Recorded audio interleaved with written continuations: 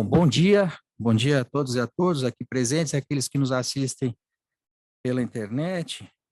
Eu quero inicialmente pedir desculpas pelo pequeno atraso, nós tivemos um problema técnico aqui de última hora. Nós aqui no auditório estamos ouvindo um chiado no sistema de som, mas parece que pela internet não está havendo barulho algum, mas vamos prosseguir. É com muita alegria que eu hoje apresento a vocês o Dr. Jorge Malmenstein, meu colega e amigo, juiz federal no Ceará, para tratar de um tema muito importante e muito interessante, que é a aprendizagem aqui. Vamos conversar sobre a superaprendizagem. Vou fazer a apresentação do Dr. Jorge, e em seguida ele passar a palavra. Ele é, como eu disse, juiz federal no Ceará, é professor de Direito Constitucional e Filosofia do Direito, doutor em Filosofia do Direito pela Universidade de Coimbra, em Portugal, mestre em Direito Constitucional pela Universidade Federal do Ceará, possui especialização em Direito Sanitário pela UNB Fiocruz e em Direito Público pela pela FGV Direito do Rio de Janeiro. Atuou como técnico judiciário na Justiça Federal no Ceará de janeiro a maio de 1999, exerceu advocacia de 99 a 2000, foi procurador do Estado de Alagoas entre agosto de 2000 e abril de 2001, quando, então, ingressou na Justiça Federal, na Magistratura Federal. Tem livros publicados, como Curso de Direitos Fundamentais, Direito Fora da Caixa e Discriminação por Preconceito Implícito. Ele é um grande estudioso, um curioso sobre a capacidade de aprendizagem, e, ao longo da sua brilhante carreira, como mencionei aqui, foi desenvolvendo métodos, aprendendo e desenvolvendo métodos de estudo e de capacidade de aprendizagem, que culminou no lançamento do livro Superaprendizagem, a ciência da alta performance cognitiva, no qual ele trata do percorrer da sua vida na busca da capacidade, dos métodos de aprendizagem, e que hoje vem compartilhar conosco. Jorge, é uma alegria tê-lo novamente aqui na Escola de Magistrados da Justiça Federal. A sua aula no curso de Teoria Geral de Provas foi muito comentada, uma das aulas com o feedback mais positivo que tivemos. E, então, com muita alegria, eu lhe passo a palavra para a sua exposição e depois,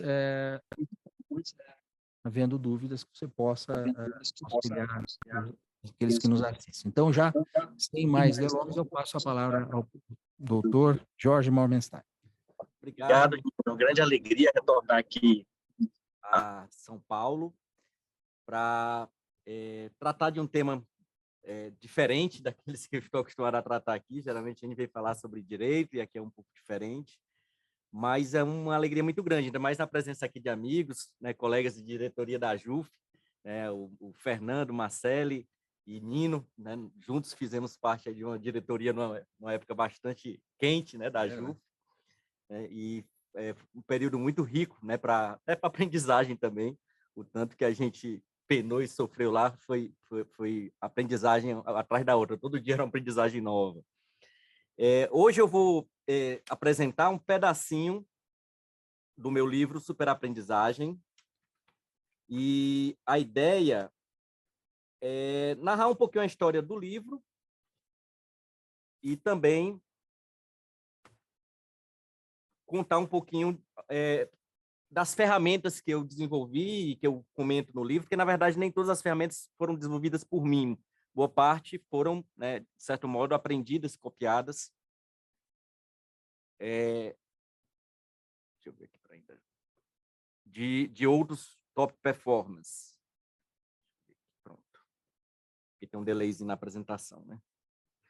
Eu vou começar dizendo por que eu me interessei por esse tema. Esse tema ele já faz parte dos meus interesses desde a época da faculdade.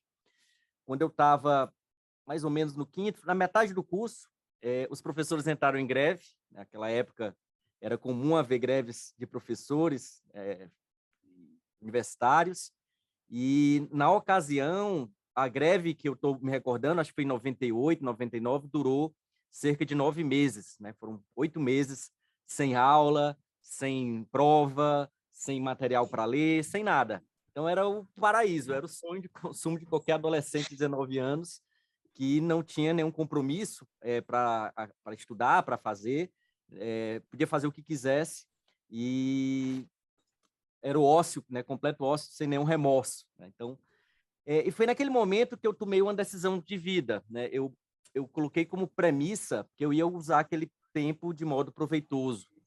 Eu passei a adotar uma filosofia de vida, começando dali, né, que até hoje me inspira, que é a ideia de eu seguir minha curiosidade intelectual, tentar preencher meu tempo, né, de modo proveitoso, intelectualmente proveitoso, e fazer atividades que eu achava que iria aprimorar a minha vida, né, queria melhorar a minha, não só a capacidade cognitiva, mas também minha cultura, minha educação, né, enfim, minhas habilidades e assim por diante. E foi aí que eu comecei a ideia de tentar desenvolver métodos de aprendizagem. Naquela ocasião, acho que todos nós aqui que somos concursados, né, passamos por isso. Meu interesse principal, primeiro, né, era tentar desenvolver métodos de aprendizagem voltados para concurso, focados em resultados. E eu passei praticamente um ano tentando entender como é que funcionava a minha aprendizagem, né, tentando aplicar esses métodos para mim, qual era o meu melhor horário de aprendizagem, se era melhor assistir aula ou se ler livros, se era melhor estudar em grupo ou estudar sozinho. Eu comecei a tentar testar métodos e foram esses testes por si só eles já foram muito eficientes. Eu, com um ano, passei em técnico judiciário na Justiça Federal, né, fui primeiro colocado, inclusive, e aquilo ali me deu um alerta de que eu estava no rumo certo, né? Eu comecei a perceber que o que eu estava fazendo era diferenciado, né? O que eu estava fazendo me permitia ter um nível de aprendizagem mais rápido, mais eficiente, melhor do que qualquer outra pessoa que estava concorrendo comigo, porque eu não era brilhante. Eu não era um estudante brilhante na faculdade, eu era talvez até abaixo da média, comparando com meus colegas lá de UFC, que eram muito bons.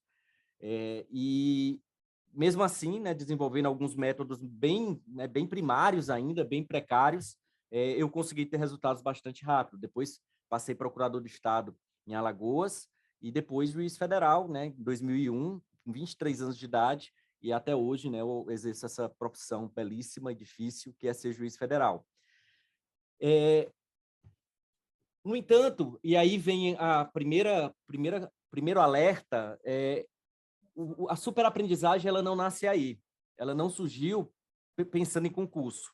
Na verdade, eu não tinha um método muito sistematizado na época do concurso, né? Eu estudava meio por conta, né, meio aleatório, né? Me monitorando, mas de modo um pouco aleatório.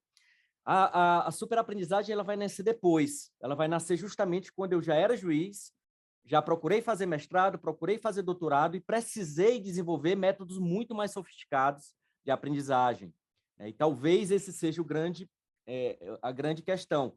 A superaprendizagem não é método de estudo, não é fórmula de aprovação. Ela é um método de aprimoramento cognitivo constante que vai se tornando cada vez mais necessário na medida que os desafios vão se tornando mais complexos. Então, eu tenho certeza que o passar no concurso é apenas um primeiro passo, uma primeira etapa de um processo de aprendizagem que vai ficar cada vez pior, mais difícil, mais complicado. Nós, como juízes, a gente estava comentando aqui, nós cotidianamente estamos aprendendo matéria nova, né? E são coisas que a gente tem que aprender do zero, né? Eu tive agora que julgar um caso envolvendo demarcação de terras indígenas. Tive que aprender antropologia, tive que aprender história para resolver o caso, para resolver o problema. O Nino estava falando de casos complexos de direito criminal, né, de tráfico. Tem a parte técnica jurídica que a gente tem que conhecer, mas a gente faz perícias de outras áreas, né? A gente tem que entender como é que é uma perícia de interceptação telefônica, como é que é uma perícia contábil, né? A gente precisa aprender isso para conseguir tomar uma decisão correta. Então, a gente está toda hora aprendendo coisas novas. E, no meu caso, né, que eu segui também paralelamente uma vida acadêmica, eu precisei desenvolver métodos muito mais sofisticados de pesquisa, de anotação e de escrita, para poder escrever, por exemplo, livros, artigos científicos, dissertação de mestrado, tese de doutorado. Essa foto aqui, em 2015, talvez seja o meu ápice em termos de... O máximo que eu consegui atingir em termos de capacidade cognitiva, que é a minha defesa da minha tese de doutorado em Coimbra, lá na Sala dos Capelos, em Coimbra.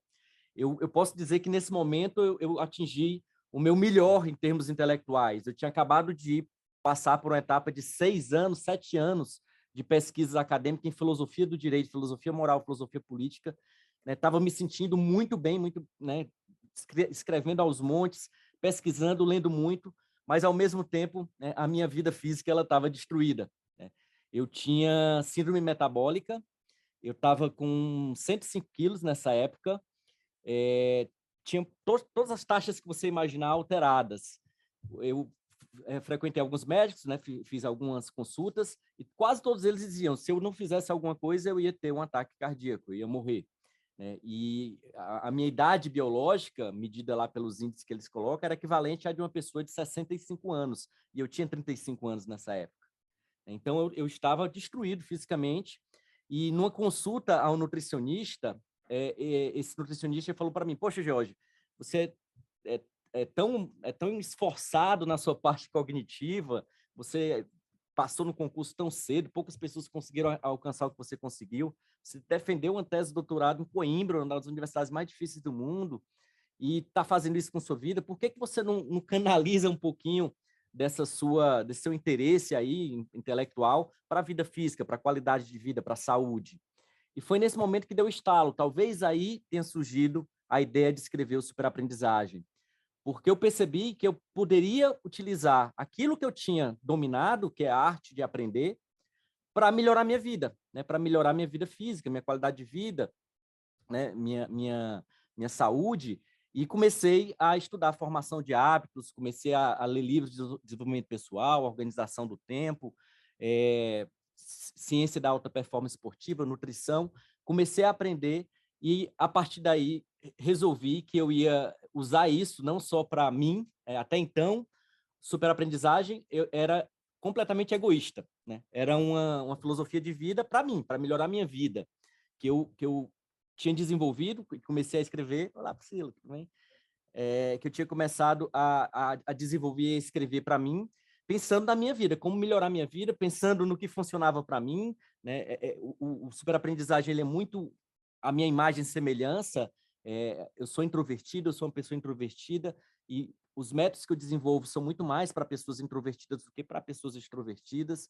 E, portanto, ele tinha esse viés mais individualista. E, a partir daqui, eu usei, né, para melhorar a minha vida, minha qualidade de vida, consegui, eu vou falar um pouquinho disso mais lá na frente, mas resolvi também, né, compartilhar com outras pessoas um pouquinho disso que eu tinha aprendido, né, desse meu processo de aprendizagem, dos métodos que eu utilizo para aprender. E, quando eu falo aprendizagem, não é aprender direito constitucional, não é aprender processo constitucional, é aprender qualquer coisa. Para você tocar violão, você tem que aprender a tocar violão. Para você cozinhar, você tem que aprender culinária. Para você escrever, você tem que aprender a arte da escrita. Então, aprendizagem é tudo. Né? Esse conhecimento ele funciona para você aprender qualquer coisa. E foi aí que eu também me toquei, né, que havia uma cultura de superaprendizes que estavam divulgando métodos ultra sofisticados de aprendizagem e que a gente não tinha conhecimento. Todos nós somos bastante amadores, né, no que se refere à aprendizagem. Nós não dominamos as técnicas mais eficientes. E nós acreditamos que nós temos uma fase da vida chamada escola ou faculdade, que é a fase em que a gente vai aprender. E, quando a gente sai da faculdade ou sai da escola, a gente começa uma vida onde não precisa mais de aprendizagem. E essa frase do Harari, ela desmistifica isso. A aprendizagem ela não é uma fase de vida, ela é um desafio contínuo. Na verdade, como eu já falei, quanto mais o tempo passa, mais a necessidade de a gente desenvolver métodos de aprendizagem. E eu ainda diria mais além. Quem para de aprender começa a morrer. Essa é uma frase de Einstein. O Einstein disse que quando a gente começa quando a gente pensa que já aprendeu tudo e não precisa mais aprender, a gente começa a morrer. E isso literal, os neurônios começam a serem destruídos quando a gente para de aprender. O Michelangelo, ele no leito de morte, inclusive começa a superaprendizagem com essa frase, ele tinha 80 anos, já tinha feito obras geniais, e ele no leito de morte, ele disse uma frase que se tornou imortal. Ele disse, ancora imparo, eu ainda estou aprendendo. Então, imagine uma pessoa morrendo com 80 anos, gênio, ainda com espírito de aprendizagem. Né? Essa é a ideia da superaprendizagem. E essa cultura, ela começou a ser divulgada por alguns superaprendizes, né, que iniciaram um processo de hackear, né, os sistemas de aprendizagem, de entender como a aprendizagem funciona e tentar mostrar os métodos mais eficientes. Esse que vocês estão vendo na imagem é um dos superaprendizes que eu gosto mais, né, chamado John Waitzkin. Ele é um prodígio do xadrez, ele foi grão-mestre com criança ainda, ele inspirou o filme A Procura de Bob Fischer, que aqui no Brasil acho que foi traduzido como Lances Inocentes, porque ele tinha tudo para ser o próximo campeão mundial de xadrez. Ele era o campeão mundial de xadrez na adolescência e estava caminhando para ser o próximo Bob Fischer, né? E lá nos Estados Unidos, né? E resolveu largar o xadrez quando tinha 19, 18 anos e ir para artes marciais. E se tornou campeão mundial de artes marciais, uma coisa que não tem nada a ver com xadrez. Ele se tornou campeão mundial de Tai Chi Chuan e depois faixa preta em jiu-jitsu.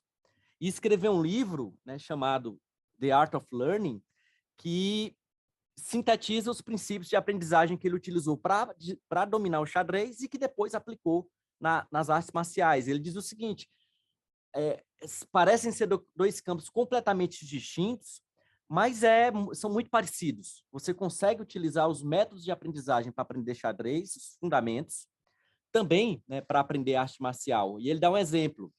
Ele diz que boa parte do tempo do xadrez as pessoas utilizam para aprender aberturas. Então, 80% dos jogadores de xadrez são muito bons em aberturas, e aprenderam todas as aberturas possíveis e imagináveis. Só que não dedicam tanto tempo na parte da finalização, quando tem poucas peças e que é um momento decisivo. Então, ele inverteu a lógica da aprendizagem. Ao invés de passar 80% do tempo estudando abertura, ele passou 20% do tempo estudando abertura e 80% estudando finalização. Aí, quando chegava na parte da finalização, ele sempre ganhava, porque ele estava muito mais preparado do que os outros jogadores. E a mesma coisa com o Tai Chi Chuan e com o Jiu-Jitsu. Ao invés de aprender aquilo que está todo mundo aprendendo, os movimentos mais conhecidos, ele passou a tentar dominar algo que ninguém conhecia, que é a parte da finalização, alguns movimentos finais que ninguém dominava. E a partir daí ele surpreendia os adversários. Então, é apenas um exemplo, né, de como ele utiliza técnicas simples para poder hackear o processo de aprendizagem, nesse caso, numa atividade competitiva, ganhar. Né? Fora isso, ele desenvolveu vários métodos para entrar em flow. A gente vai falar daqui a pouco sobre flow, mas a diferença entre a superaprendizagem e a aprendizagem é que, geralmente, a aprendizagem é uma atividade desconectada, sem emoção, entediante, enquanto que a superaprendizagem ela costuma ser ultra conectada, super engajada e com muita intensidade. E por isso que a gente não consegue entrar em flow quando a gente está aprendendo no método tradicional, mas quando a gente utiliza alguns métodos de superaprendizagem, a gente consegue, com certa facilidade, entrar em flow, que é o momento máximo da aprendizagem, porque o consciente e o inconsciente passam a trabalhar numa mesma direção e o seu cérebro está dedicado apenas a uma única atividade. Quem gosta de videogame, né, sabe que o flow ocorre com frequência quando se joga videogame. A gente, às vezes, está jogando o jogo ali tão empolgado que não consegue, nem percebe ver o tempo passar. Quando isso ocorre, é literal, o seu cérebro está desligado para noção espacial e noção temporal, e ele está todo canalizado naquela atividade, jogar videogame. Você não vai sentir fome, você não vai ter vontade de ir no banheiro, né? Você não vai ter sono, porque o seu cérebro está canalizado para uma atividade muito empolgante. Então, aqui é um exemplo, né, de como a cultura da superaprendizagem está sendo divulgada. Talvez o grande influenciador, inclusive eu conheci o Josh Waitzkin através de uma entrevista desse cara, que é o Tim Ferriss. talvez ele seja o grande divulgador da superaprendizagem. Ele tem vários livros que parecem ser de autoajuda, né? Aqueles livros com títulos gritantes, tipo, trabalhe apenas 4 horas por semana, né? Ele tem uma lógica das 4 horas por semana que usa para um monte de coisa, mas por trás desse apelo comercial tem muita coisa interessante, porque o que é que ele faz? Ele entrevista os top performers. Ele tem um podcast em que ele passa toda semana entrevistando os melhores do mundo, os melhores escritores, os melhores esportistas, os melhores empresários, os melhores músicos, e ele começa a tentar entender como é que esse pessoal faz para produzir obras geniais, para alcançar alta performance. E aí ele escreve livros sintetizando, né? E dos livros mais que eu acho que recomendo deles é o Ferramentas dos Titãs, em que ele vai mapeando várias técnicas utilizadas por esses top performers que ele entrevistou. Por que eu estou citando isso? Porque aqui é uma cultura que pouca gente utiliza no processo de aprendizagem, porque quando a gente pensa em aprendizagem, a gente pensa em estudo. E estudo é chato e ninguém quer estudar. E aqui não, aqui ele está desenvolvendo, poxa, eu quero ser tão bom quanto o melhor escritor, como Malcolm Gladwell. Ele tem entrevista com Malcolm Gladwell que ensina como é que se escreve. Inclusive, eu, para escrever o Superaprendizagem, fiz vários cursos com Malcolm Gladwell, né, para tentar aprimorar a minha capacidade de escrever para o grande público. Até então, eu só escrevia para o direito, para o público jurídico, que é uma linguagem bem diferente. Então, precisei aprender a escrever, dominar a arte da não ficção, para poder tentar atingir um grande público, né? Outro exemplo, né, de superaprendiz que também divulgou métodos inovadores, o Scott Young. Scott Young, esse livro já está em português, ele é ultraaprendizado, na verdade, e ele ficou conhecido por ter hackeado um sistema do MIT de aprendizagem, numa graduação que durava 3 anos, ele fez em 1 ano, de modo gratuito.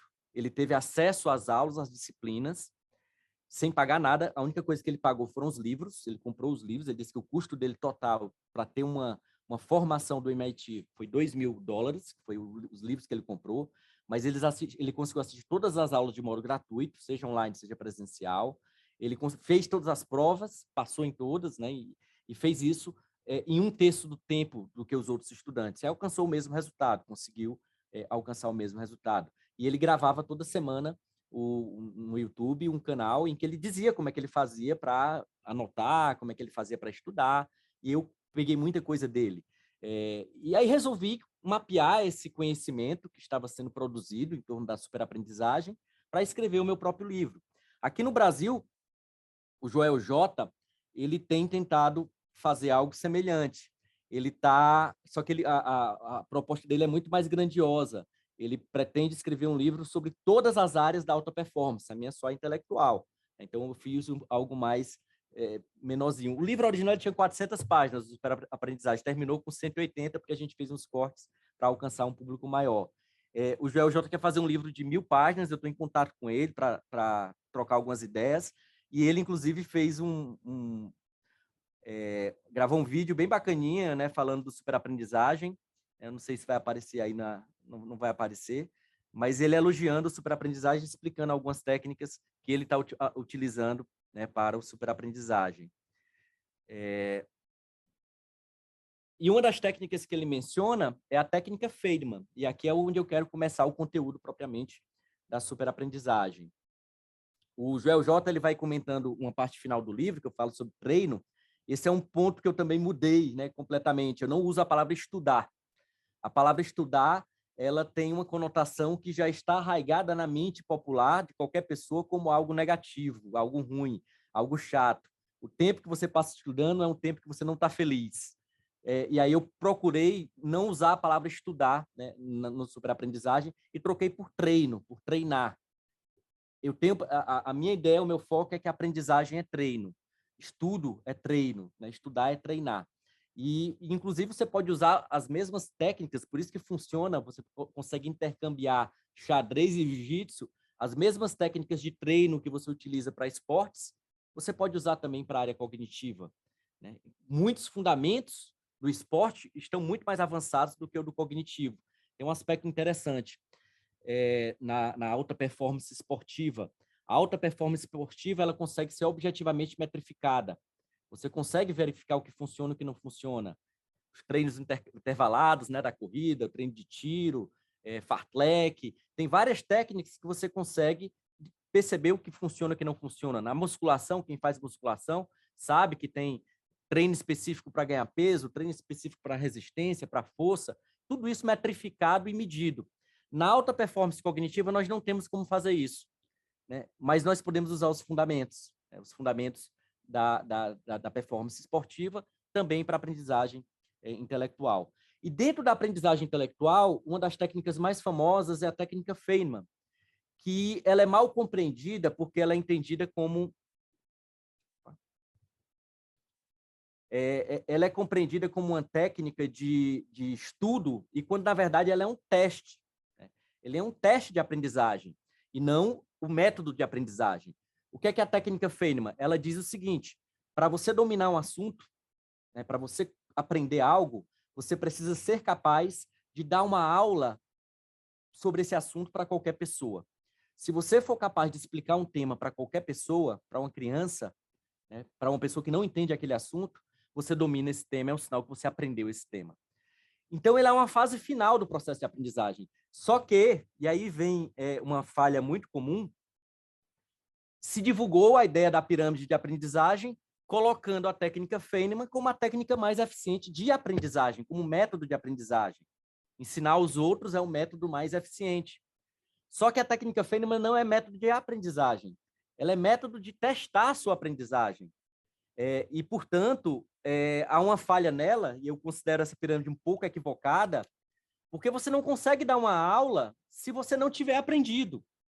Para você chegar na fase de conseguir dar uma aula aos outros, é porque você passou pelo processo de aprendizagem. E aí, portanto, você reteve 90% da informação. Mas quem vai conseguir dar uma aula sem ler sobre o assunto? Não dá. Você precisa ler para poder conseguir dar uma aula. Se você leu o assunto, fez a anotação, debateu, discutiu e deu uma aula e conseguiu dar uma aula com 90% do conteúdo assimilado, aí você pode dizer que aprendeu a matéria.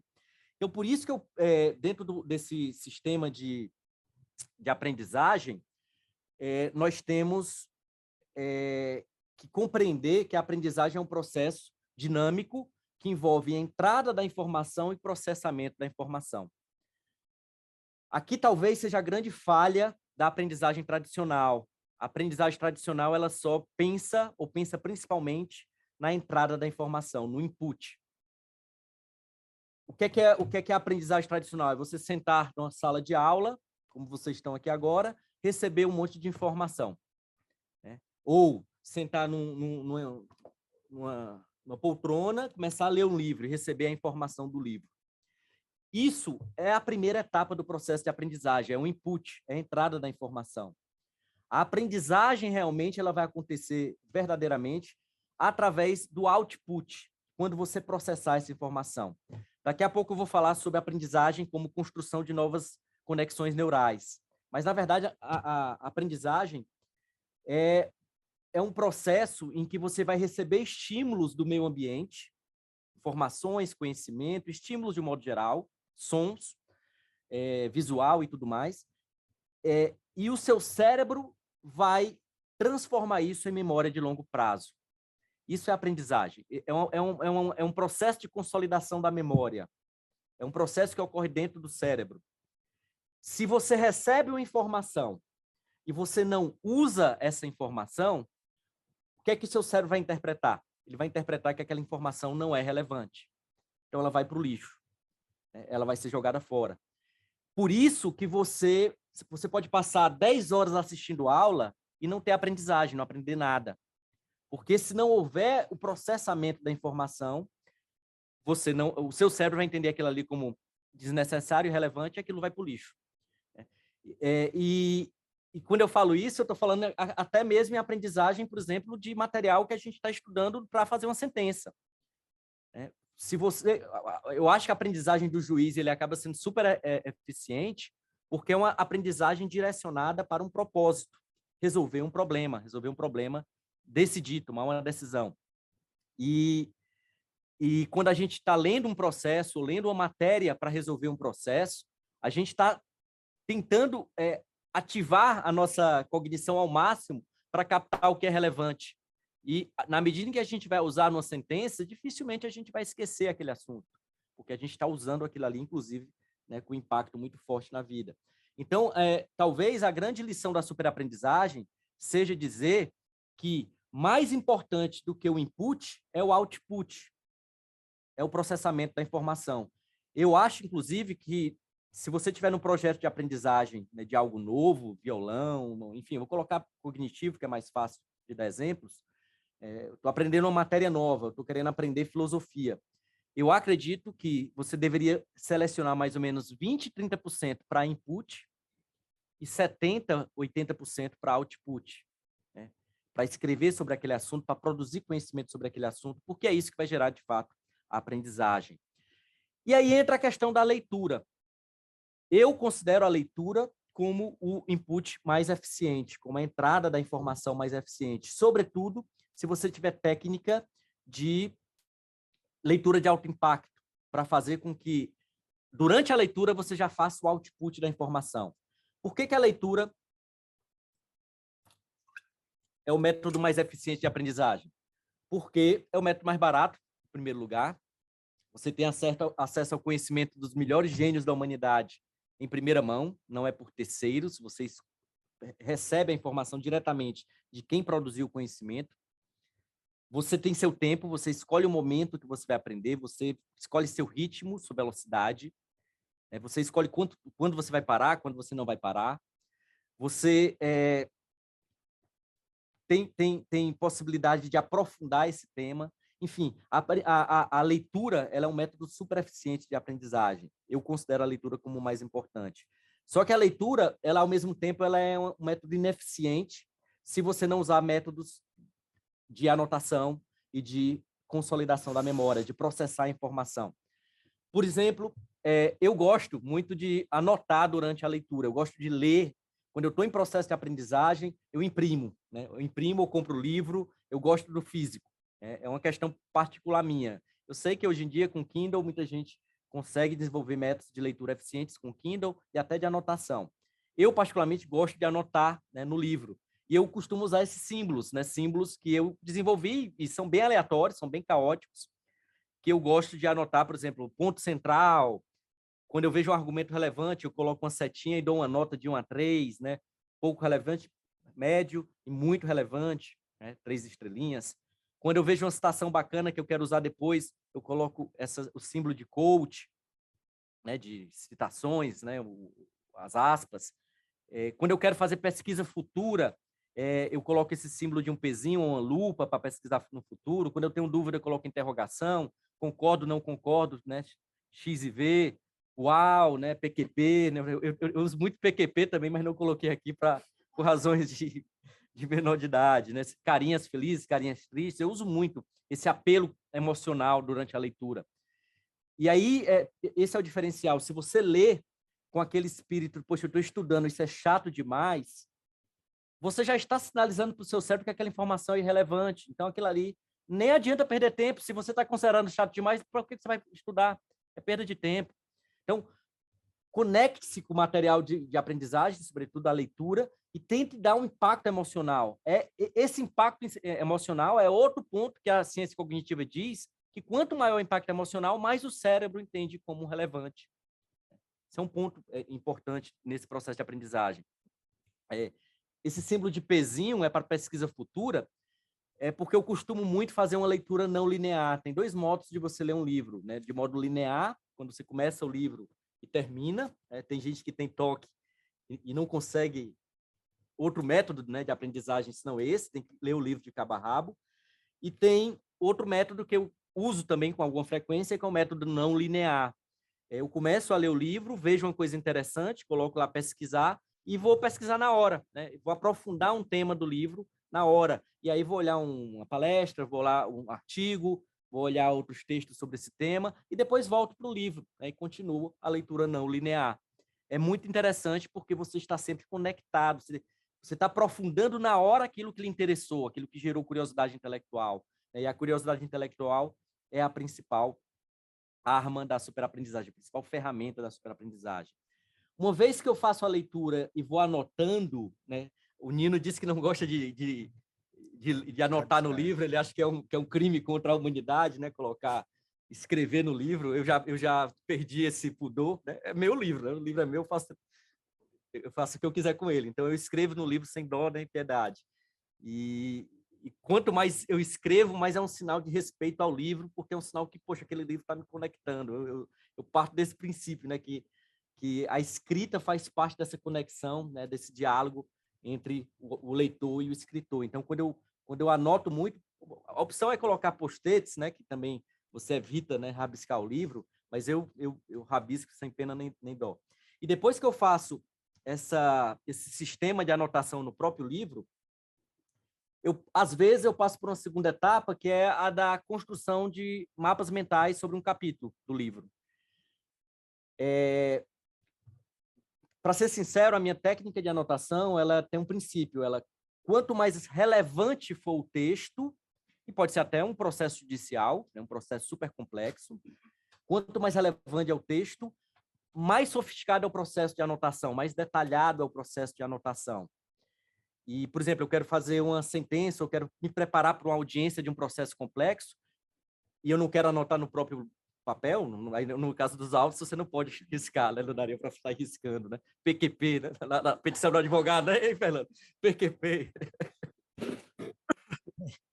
Nem me fale disso. Riscar os autos dava toda a confusão.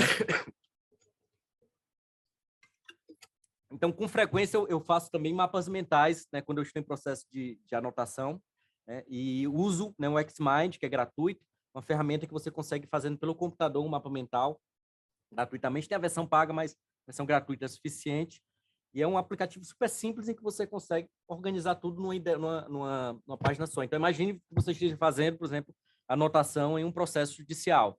Então, você coloca lá processo tal, número do processo, partes, né? Deixa eu fazer aqui não vou fazer, não vai atrapalhar partes, aí você petição inicial, resume os argumentos, contestação, resume os argumentos, documentos, né? E aí coloca os documentos mais relevantes. Na hora da audiência, você tem uma página única com toda a informação do processo e consegue fazer perguntas direcionadas. Às vezes, você pode até escrever, né, um campo perguntas e já direcionar as perguntas a partir do mapa mental que você fez. Eu faço muito isso quando é processo mais complexo, aquelas audiências lá que muitos réus, muitas partes, você precisa saber quem fez o quê, e aí, portanto, essa individualização de condutas no mapa mental é interessante, sobretudo para a preparação de audiência.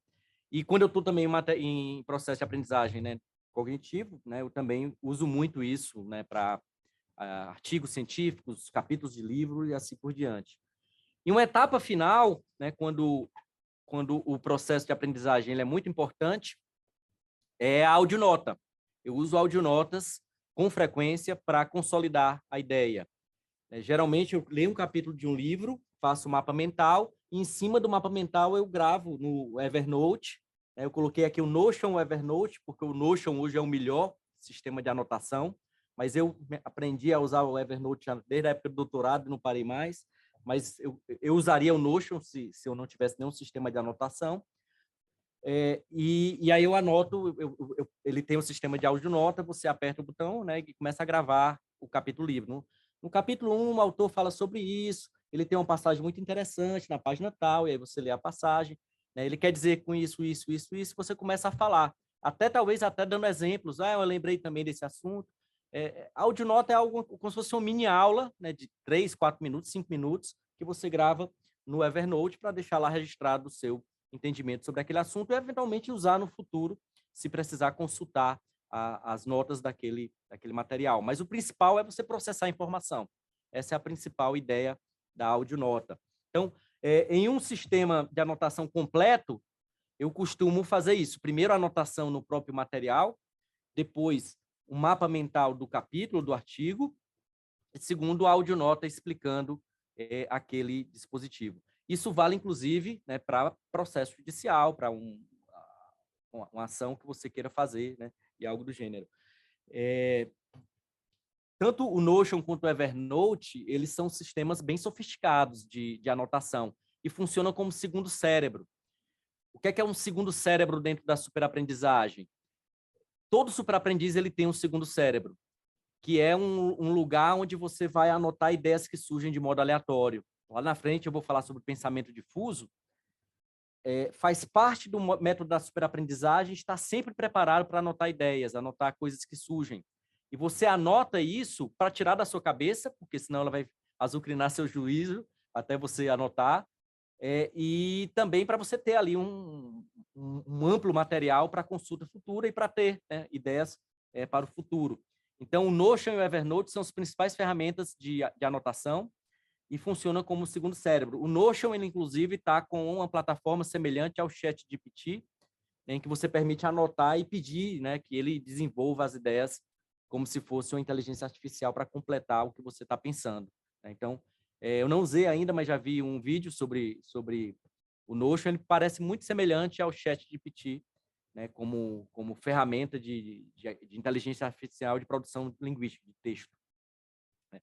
Mas o importante é vocês terem sempre um sistema de anotação. Um sistema de anotação para esvaziar o cérebro, né, para tirar da cabeça aquilo que está perturbando o seu juízo. Pode ser, inclusive, to-do list, né? Enfim, sistema de produtividade, eles também têm. O Notion e o Evernote têm métodos sobre isso. Eu falei para vocês que a leitura do juiz é uma das leituras mais eficientes, porque ela é direcionada para um propósito. Nós estudamos um assunto, como advogado também, né? Como um servidor que está preparando uma minuta ou algo do gênero, nós estudamos e lemos com o propósito de usar aquela informação. A gente precisa daquilo para poder usar a informação. E aqui é um método de aprendizagem que tem vários nomes, né? Métodos baseados em problemas, em projetos, mas que eu gosto da ideia de just in case, just in time, que eu também copiei do Tim Ferriss. Existem dois métodos de aprendizagem ou de leitura. A tradicional é a just in case. A da superaprendizagem é a just in time. A aprendizagem just in case, ela funciona como um modo de produção em que você vai alocar... Luna, tudo bem? Ela vai alocar no seu cérebro, na sua memória, uma série de informações que você vai usar just in case, apenas se for o caso.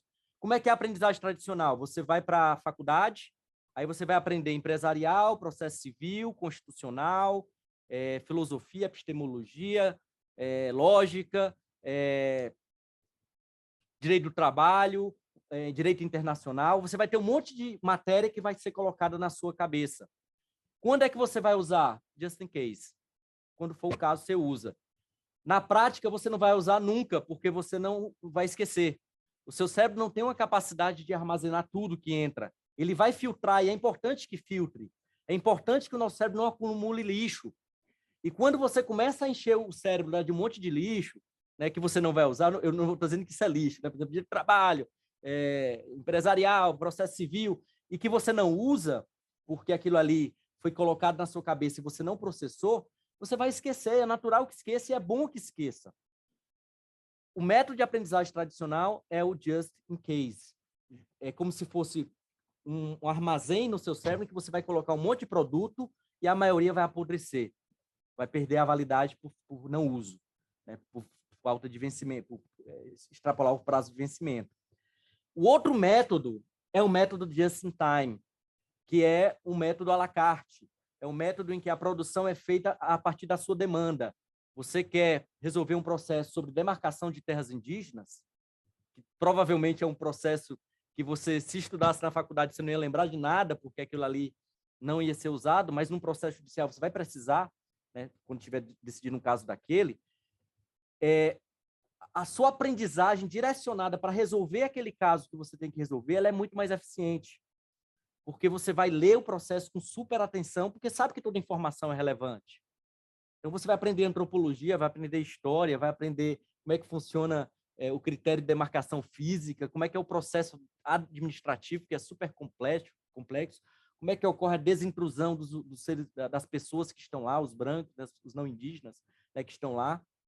Então, há toda uma complexidade que você aprende sob demanda. Você aprende porque aquela informação é relevante e vai ser usada. Aqui eu dei um exemplo de uma aprendizagem concreta, de um problema real que você tem que enfrentar.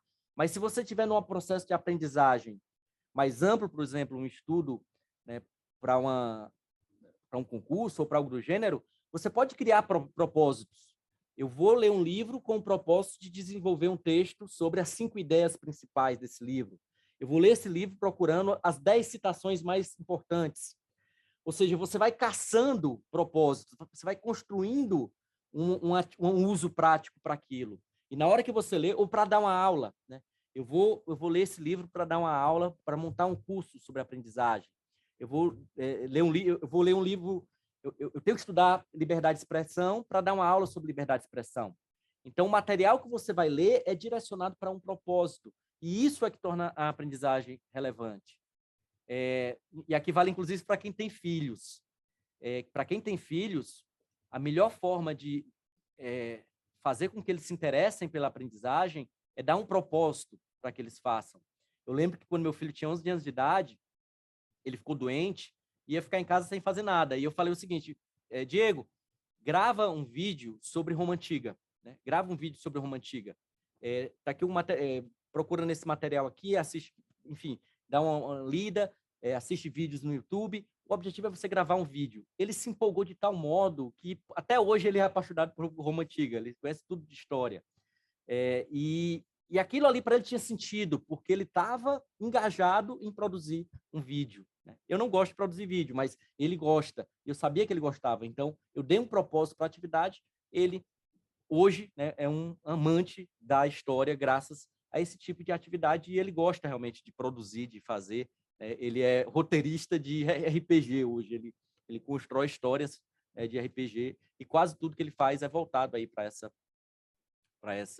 esse propósito, né, para criar um propósito. A superaprendizagem, aqui eu ainda estou numa fase preliminar, né, de introdução ainda, porque na versão original do livro, eu queria fazer 7 pilares, né, 7 bases da aprendizagem, são essas aí que eu coloquei. Só que eu resolvi criar um capítulo antes sobre leitura, porque eu falei, poxa, eu ia colocar no final como um bônus, né, sobre leitura de alto impacto. Poxa, mas o cara vai ler o livro todinho para chegar no final e eu mostrar métodos de leitura. Então, eu antecipei, eu coloquei um capítulo 0, né, chamado Leitura de Alto Impacto, configure sua leitura. E aí o livro ia ter 8 capítulos, ia ficar torto, eu acho que 8 não é o número da sorte, coloquei como 0, capítulo 0. Então, a leitura é o capítulo 0, nem começa o livro ainda. O livro começa com mentalidade, depois motivação, escolhas, tempo, descanso, hábitos e treino. São são 7 pilares da aprendizagem. Não vou conseguir falar tudo aqui com vocês, mas vou tentar trazer algumas coisas, algumas ideias. Começando de trás para frente, de hábitos, porque, como eu falei para vocês, a superaprendizagem, ela não é fórmula de aprovação, não é técnica de estudo, ela é um sistema de vida. Ela é uma tentativa de você organizar a sua vida em prol da aprendizagem, para facilitar a aprendizagem. E tentando ocupar o seu tempo com inteligência, e tentando usar a mente humana e tanto as capacidades quanto os limites da mente humana em um processo de aprendizagem de longo prazo. E eu parto do pressuposto que há um equívoco muito grande, sobretudo nessa onda hoje de filosofia, de psicologia positiva, né, dos coach, é aquela ideia de você ter garra, de você ter muita determinação, de você ter muita força de vontade. E eu sou preguiçoso por natureza, eu sou um preguiçoso nato, eu gosto de curtir a vida, eu gosto de ter tempo para minhas coisas. Na verdade, meu princípio de vida é o seguinte: eu sou super interessado, dinâmico para aquilo que eu gosto. Né? O que eu não gosto, eu faço a força, enfim, faço o mais rápido possível. Portanto, eu tento organizar meu tempo, a minha produtividade, para ter mais tempo para fazer as coisas que eu gosto, inclusive aprender, né? Aprender coisas novas. E nesse processo, uma das coisas que eu utilizo são técnicas de aprendizagem em que você não precisa tanto da força de vontade para aprender. Né? Por quê? Né? Qual é a lógica? A lógica da força de vontade é que se você depender da força de vontade, você não consegue, você não vence. tem um teste muito famoso, que é o teste marshmallow. Tomara que o videozinho consiga ser transmitido aqui para vocês. Vai passar. Você já deve ter ouvido falar desse teste marshmallow, bem famoso, mas eu sou muito fã desse vídeo. Ele está meio pulando, né? A internet não está 100%, mas enfim. Basicamente, esse teste são crianças que recebem 2 marshmallows, né? E ele diz o seguinte, olha, você pode comer... Aliás, recebe um marshmallow, é colocado um marshmallow na frente do prato e diz, olha, você pode comer esse marshmallow agora, né? Ou esperar 15 minutos e, se você não comer o marshmallow, você ganha um segundo marshmallow. Então, ele tem que exercer a força de vontade para não comer o marshmallow. E se você prestar atenção, quem consegue vencer o desafio, quem passa no teste do marshmallow e não come o marshmallow, são aqueles que não exercitam a força de vontade. Como assim? Eu consigo adivinhar quem é que vai comer e quem não vai comer, apenas vendo. Esse aí vai comer, com certeza. Né? Porque o coitado tá desesperado, ele está exercendo muita força de vontade para não comer. Ele bota na boca, né? Olha, fica, poxa, eu queria tanto comer. Ele está exercitando a força de vontade para não comer, ele está sofrendo. Esse aí também, esse aí está olhando para o marshmallow, ele está sofrendo, né? Já está experimentando esse aí também. Aquele que está vestido de... Esse aí está olhando para o marshmallow. Os que olham para o marshmallow não conseguem, né, vencer. Ele fica olhando. Aí, os que desviam o olhar são aqueles que conseguem vencer o desafio. Os que não olham para o marshmallow. Ou seja, que não precisa da força de vontade, né? O segredo aqui é você não depender da força de vontade, você se desviar do marshmallow, né? Não pensar no marshmallow. Esse aí ganhou, né? Conseguiu comer. Esse aí ganhou também, não estava olhando. Ele ganhou 2, né? Porque não olhou para o marshmallow, ele ficou olhando para o lado, né? Passou 15 minutos olhando para o lado, né? Não precisou nem pensar no marshmallow, pensando em outra coisa. Aí a cara dele de se deliciando, né? Ele queria muito comer o marshmallow, né? E aí, portanto, esse teste ele é muito interessante pelo seguinte, que ele é mal compreendido. Tem duas mal compreensões no teste marshmallow. O Walter Mischel, que é o psicólogo que fez esse teste, ele fez esse teste com crianças, inclusive a filha dele, né? A filha dele participou do teste marshmallow quando ela era criança, 4 anos, 5 anos de idade. E quando chegou na faculdade, ele começou a conversar, né, com a filha numa mesa. E aí, tá, como é que tá aquele seu amigo? Ah, ele virou alcoólatra. E aquele outro, não, aquele é estudante de medicina. E esse outro, ele é muito bom, faz isso, isso, isso. E esse outro, é desempregado. Ele começou a conversar com a filha e resolveu fazer a seguinte sacada: eu vou pegar o teste do marshmallow, vou ver quem passou e vou ver o sucesso que eles tiveram no futuro.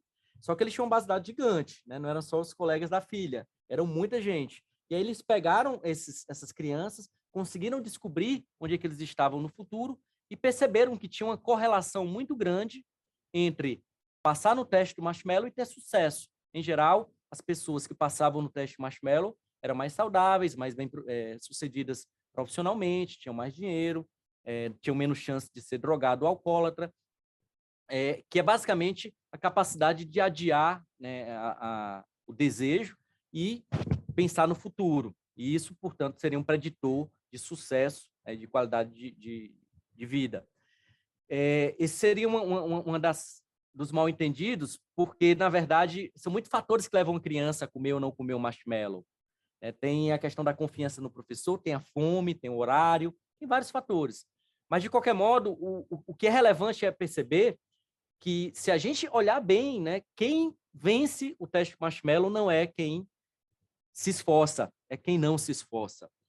O Fernando estava comentando aqui, né, das corridas, né, que ele faz meia maratonas, e tem um professor de Harvard que ele tem uma disciplina sobre força de vontade, né? E ele dá, no primeiro dia de aula, ele dá a seguinte opção para os alunos. Ele diz o seguinte: vocês têm 2 opções, ou fazem uma maratona e já tiram 10, ou assistem às aulas e fazem uma prova no final. Então, ele dá a opção para os alunos, para não precisar assistir a aula, treinar para uma maratona.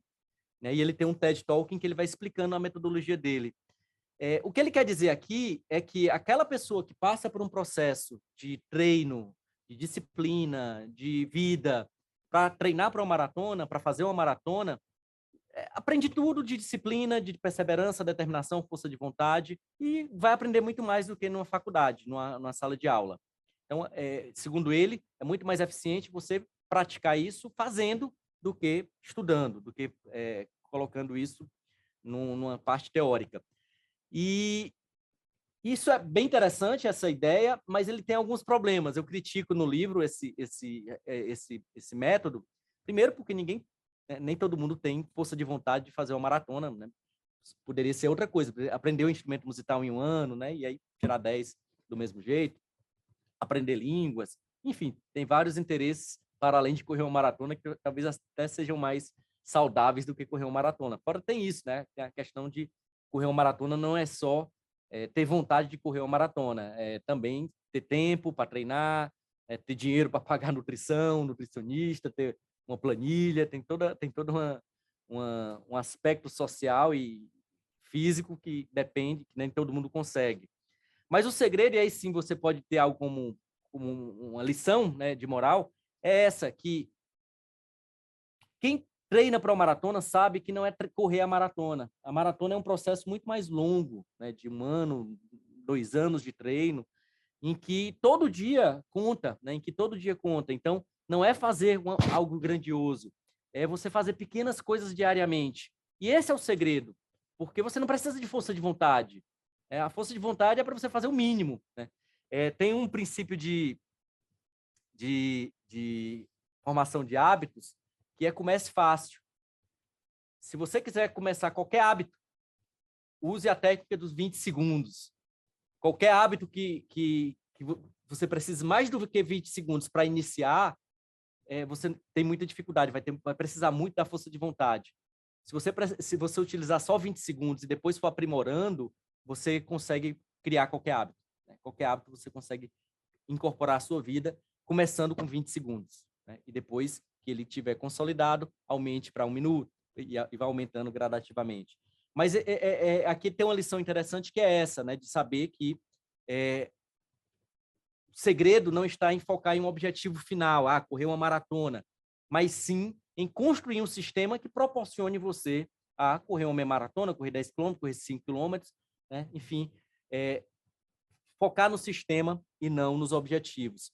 Tem uma frase do Scott Adams que ela quase que sai do livro porque o pessoal da editora, da Companhia das Letras, eles são muito politicamente corretos e eles não gostam dessas frases de perdedor, vencedor. Tem até um conceito que eu vou citar daqui a pouco, é horário nobre e horário pobre. Eles não queriam que eu colocasse, porque pobre e nobre seria conotação classista, né? Enfim, mas eu acho essa frase legal, né? Perdedores têm objetivos, vencedores têm sistemas. Talvez eu não colocaria hoje muito mais pelo Scott Adams, né? Ele está no processo de cancelamento aí porque proferiu frases racistas lá nos Estados Unidos. Ele é humorista, né? Ele é o criador daquela tirinha Dilbert, e passou agora por uma polêmica porque falou besteira, né? Dizendo que os negros nos Estados Unidos estavam exagerando e que ninguém deveria dar bola para os negros. Enfim, mas ele tem essa frase que eu acho interessante, né? Pelo menos essa frase dá para ser aproveitada. Perdedores têm objetivos, vencedores têm sistemas. O que ele quer dizer com isso? Ele quer dizer que quando você adota um sistema, né, um modelo de aprendizagem ou de evolução focado em objetivos, você está em estado constante de frustração. Você nunca está bem consigo mesmo. Um exemplo muito fácil de perceber isso é o emagrecimento. Se você colocar, né, eu vou emagrecer 10 quilos, enquanto você não alcançar esse objetivo, você vai estar frustrado. Você emagrece 1, faltam 9. Você emagrece 9 e falta 1. Nunca está sempre satisfeito. E quando você alcança, meio que, pronto, alcançou o seu objetivo, agora eu não tenho mais razão para continuar. E aí volta o efeito ioiô. E aí, essa é a lógica. Ao invés de você pensar em emagrecer 10 quilos, você tem que desenvolver um sistema de alimentação que lhe proporcione perder gradativamente pesos até alcançar o peso que você deseja. E aí, quando você tem um sistema de alimentação que funciona, todo dia você está criando uma satisfação na sua mente. Beber uma água, né? Tem uma garrafinha d'água dessa, beber uma água já geram satisfação, porque é um sistema que você criou, né? O seu sistema implica beber muita água. Então, a água já lhe dá uma satisfação imediata. Então, essa ideia de você focar em sistema e não em resultados, ela é super eficiente para a aprendizagem. Eu lembro que, inclusive, sem saber dessa frase, na época que eu estudava para concurso, eu não me preocupava tanto com os resultados, porque eu não imaginava que eu ia passar. Eu não imaginava ser juiz com 23 anos. E fazia os concursos meio que brincando, né? Sem muita preocupação com o resultado. Eu queria melhorar, né? Media a minha métrica para melhorar, mas não tinha muito essa questão de ser aprovado. E passei, né? Ou seja, talvez estudar sem se preocupar com o resultado, né, seja uma fórmula de sucesso. Isso implica, né, você organizar o tempo, né, e a sua atenção, lembrando que quando você está no processo de aprendizagem, o seu sistema de vida ele tem que estar conectado, ele tem que estar funcionando em prol da aprendizagem. Até o que você coloca no som do carro faz parte do processo de aprendizagem. Pode ser até um relaxamento, dentro de um processo de descanso. Controle de hábitos e rotinas, conexão e engajamento, tudo isso faz parte desse ter um sistema. Ter um sistema implica tudo isso. Outro ponto importante que eu acho dentro da superaprendizagem é a plasticidade. Esse é um conceito que já tem sido falado bastante, mas é a ideia, né, de que aprendizagem é construção de conexões neurais. Aprendizagem ocorre dentro do cérebro, né, e é até algo físico. Esse vídeo, né, deixa eu ver se vai aparecer aí no... Clicar aqui. Pronto. Tá. Ele é um vídeo, não é tão estático, ele é mais dinâmico, ele está crescendo quase em tempo real, mas ele mostra o processo de construção de neurônios, a aprendizagem ocorrendo dentro do cérebro. Eu acho isso muito ilustrativo da aprendizagem, porque quando a gente começa um processo de aprendizagem, a gente tem pouquíssimas conexões. E na medida em que a gente vai aprendendo, evoluindo, isso vai se expandindo, vai crescendo e permitindo que você construa novas conexões neurais. Se você tiver em mente isso, fica tudo mais fácil, porque, por exemplo, se a aprendizagem são construção de conexões neurais, isso é físico, isso é biológico, isso é algo que ocorre dentro do cérebro, então é lento. Não há aprendizagem instantânea. Por mais que você receba um conhecimento instantâneo, ele só vai se tornar aprendizagem quando ele estiver consolidado, quando você tiver um caminho pavimentado no seu cérebro e esse caminho está se ampliando. Outro ponto, quando você tenta fazer algo que você não está no seu nível, por exemplo, você está aprendendo violão, aí você aprendeu uma nota, e você quer aprender uma nota muito mais avançada, você não vai conseguir, você vai ficar frustrado. Por quê? Porque você não construiu as construções, né, neurais para te habilitar a tocar aquela nota. Então, você precisa passar por um processo gradual e ter paciência.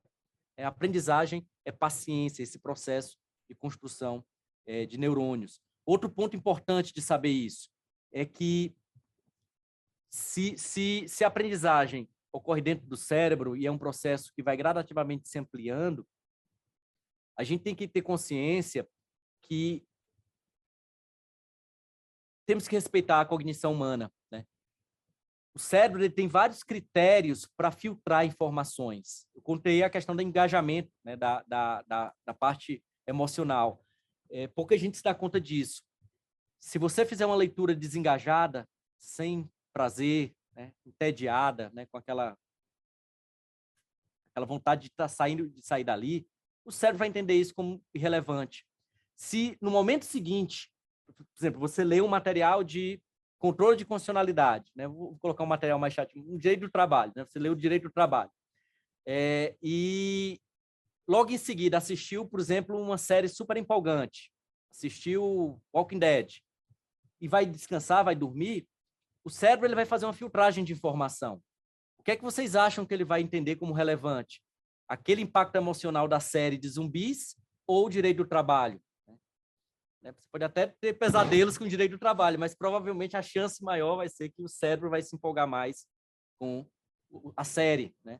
E isso é importante, porque o que você consome nesse processo de aprendizagem pode impactar na sua aprendizagem. Daqui a pouco eu vou falar de sono. Na ciência da formação de hábitos, tem um estudo muito interessante da Gabriel, né, que é do MIT, em que ela estudou o processo de formação de hábitos com ratos. Tem muitos estudos interessantes com ratos, porque eles conseguem construir conexões neurais muito rápido. E aí e hoje em dia tem sistema de monitoramento de rato mais eficiente do que seres humanos.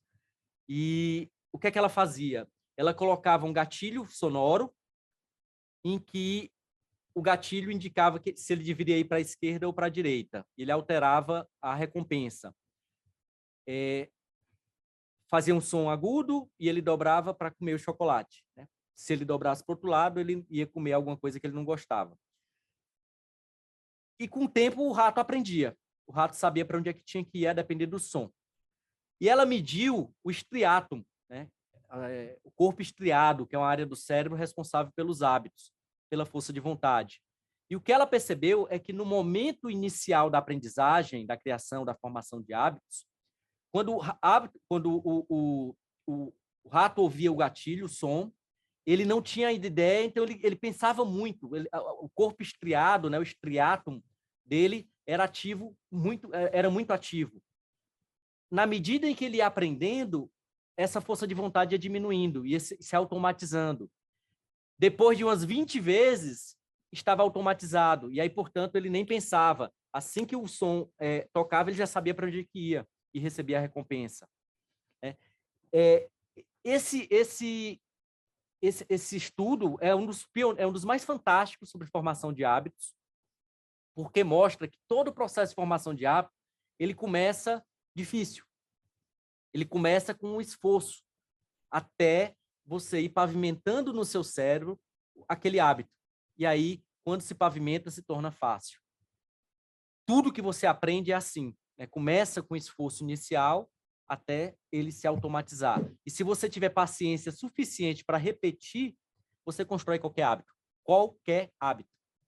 Eu gosto muito de construir hábitos. Eu sou um hacker do meu corpo, do meu organismo, e eu vou testando, né? Por exemplo, eu comecei com a questão do cafezinho, né? De tirar o açúcar do café, né? E eu comecei trocando por adoçante, depois tirei o adoçante também. Para quem tem hábito de tomar café com açúcar, é muito difícil começar a gostar de tomar o café sem açúcar, né? Puro, né? Amargo. É muito difícil. Mas podem ter certeza, se vocês testarem isso por 20 dias, depois de 20 dias, é óbvio, se você tomar muito café, né? Depois de 20 dias, você não vai conseguir mais tomar café com açúcar. Você vai construir no seu cérebro um gosto pelo café amargo e vai conseguir substituir. Vão ser 20 dias insuportáveis. Você vai odiar o café. Mas depois de 20 dias você não vai querer outra coisa. Vale para salada, né? Mesma coisa com salada. Vale para a garrafinha d'água. Se vocês quiserem aprender a formar hábito, porque a formação do hábito é o que você, depois que aprende, você se vicia. Você consegue iniciar um esporte novo, iniciar um processo de aprendizagem novo, tudo se você aprender a dominar o hábito. E a garrafinha é o mais fácil de todos, porque para encher a garrafinha é 20 segundos. Todo hábito que demora mais de 20 segundos é mais difícil de aprender. Se você se acostuma a ter sempre uma garrafinha d'água do seu lado, essa é pequenininha, é mais difícil.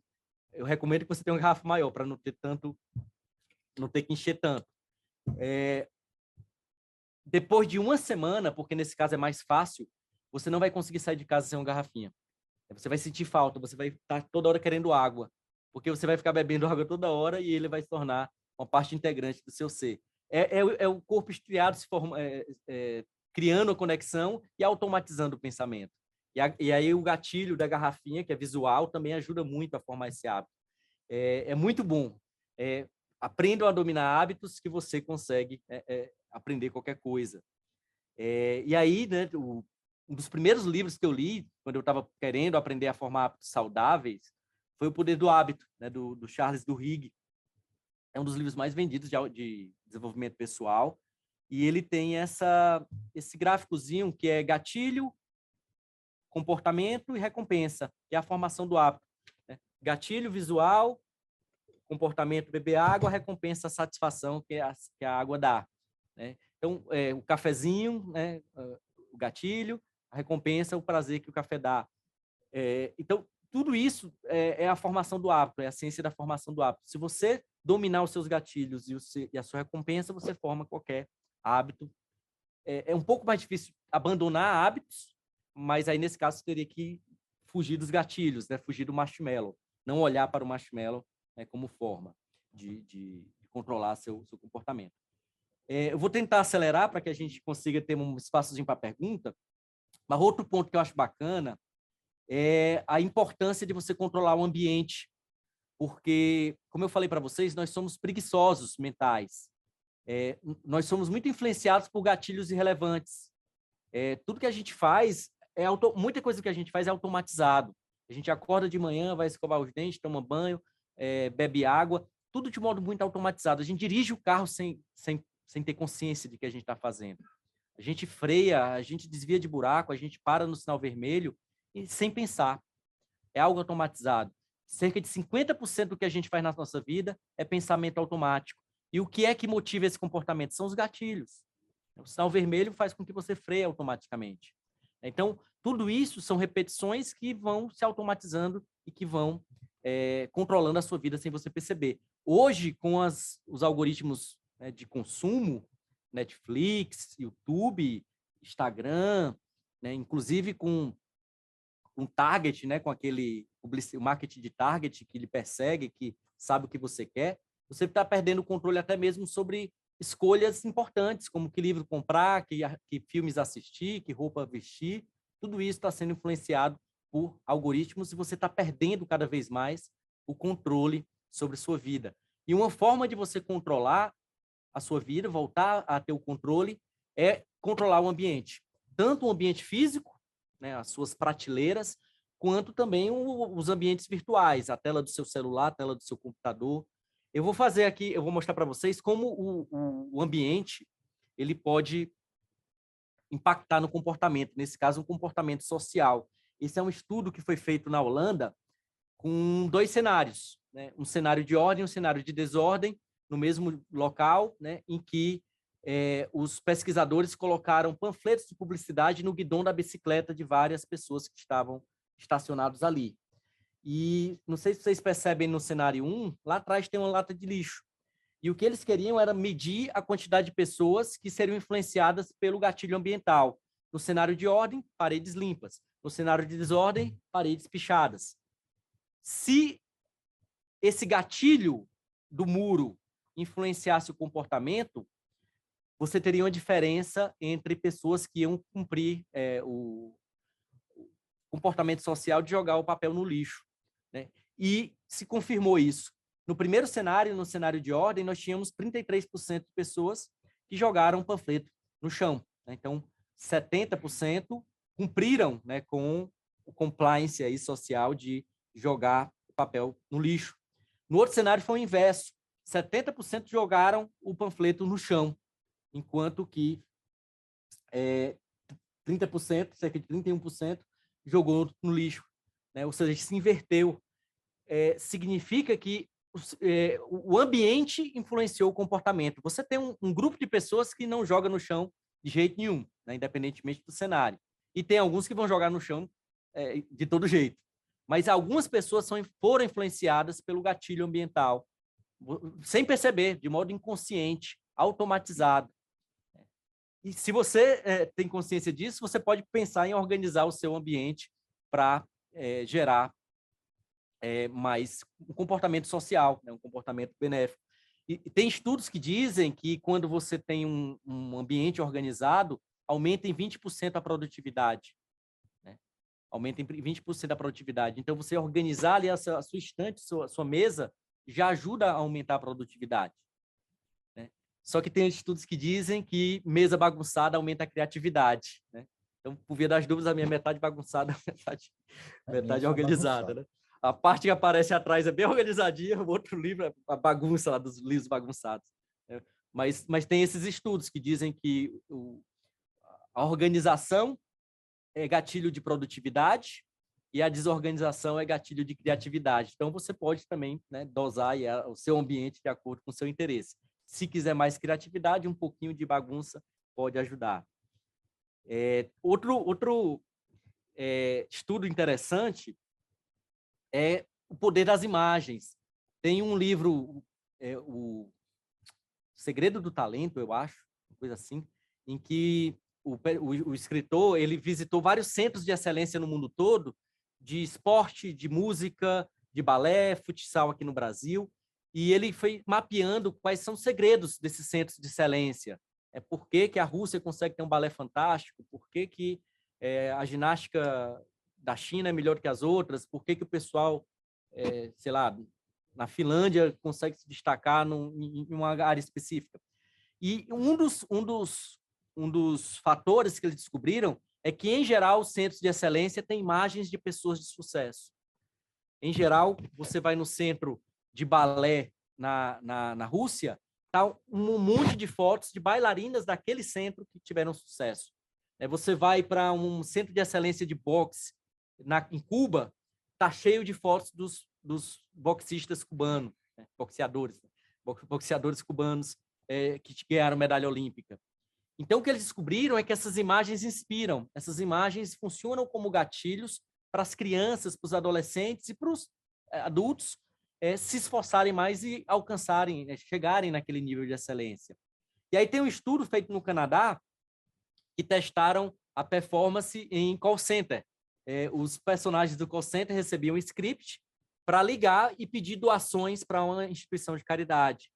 E o grupo 1 recebeu o script limpo e seco, o grupo 2 recebeu o script com imagem de uma vencedora, de uma corredora de alto desempenho esportista, e o grupo 3 recebeu uma imagem, um gatilho dentro do script, com pessoas alegres, né, ligando, fazendo ligações. E os pesquisadores descobriram que quando você recebe, né, você é telefonista e recebe um script seco, o índice de retorno aí, diário é de cerca de 233 dólares de doações, né, que esse grupo conseguiu. O grupo que recebeu o gatilho com imagem inspiradora teve quase o dobro, 455 dólares de mensagem, de retorno, né, de doações. E o grupo que conseguiu mais, né, com quase 500 quase 600, foi o grupo com imagens inspiradoras relacionadas àquela atividade que estava sendo realizada. Então, o que os pesquisadores concluem é que é um estudo de priming, né, de pré-ativação mental, é que quando você se cerca de imagens daquilo que você quer se tornar, né, ajuda, né, tem um poder que pode ajudar inconscientemente a melhorar. Isso vale, inclusive, por exemplo, para a tela do celular, né, para o protetor do computador. Enfim, são pequenas coisinhas, né, que podem ajudar, né? Eu tenho um pouco de superstição nisso, mas, enfim, os estudos também indicam essa linha. E aí, já chegando aqui no final, outro conceito que eu utilizo na aprendizagem e que vale aprender, que vale utilizar na vida, é o conceito de nudge, né? O conceito de nudge rendeu o Prêmio Nobel de Economia para o Richard Taylor, e que basicamente é a ideia de que nós somos preguiçosos, nós vamos muitas vezes tomar decisões sem pensar e vamos escolher o caminho mais fácil. Então, se você criar nudges para organizar a arquitetura de suas escolhas, de modo a facilitar o acesso àquilo que você considera benéfico, ou seja, organizar um ambiente, organizar a sua as configurações do seu computador, né, para lhe levar para a direção certa, isso pode ajudar a melhorar sua performance, seu desempenho, sua vida.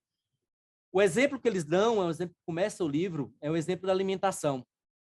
Tem vários nudges, né, vários empurrãozinhos que podem ser dados, e quando eu falo empurrãozinhos, é a organização da vida, organização da prateleira, da estante, organização do som do seu carro, né, da sua playlist, tudo isso faz parte desse conceito de nudge.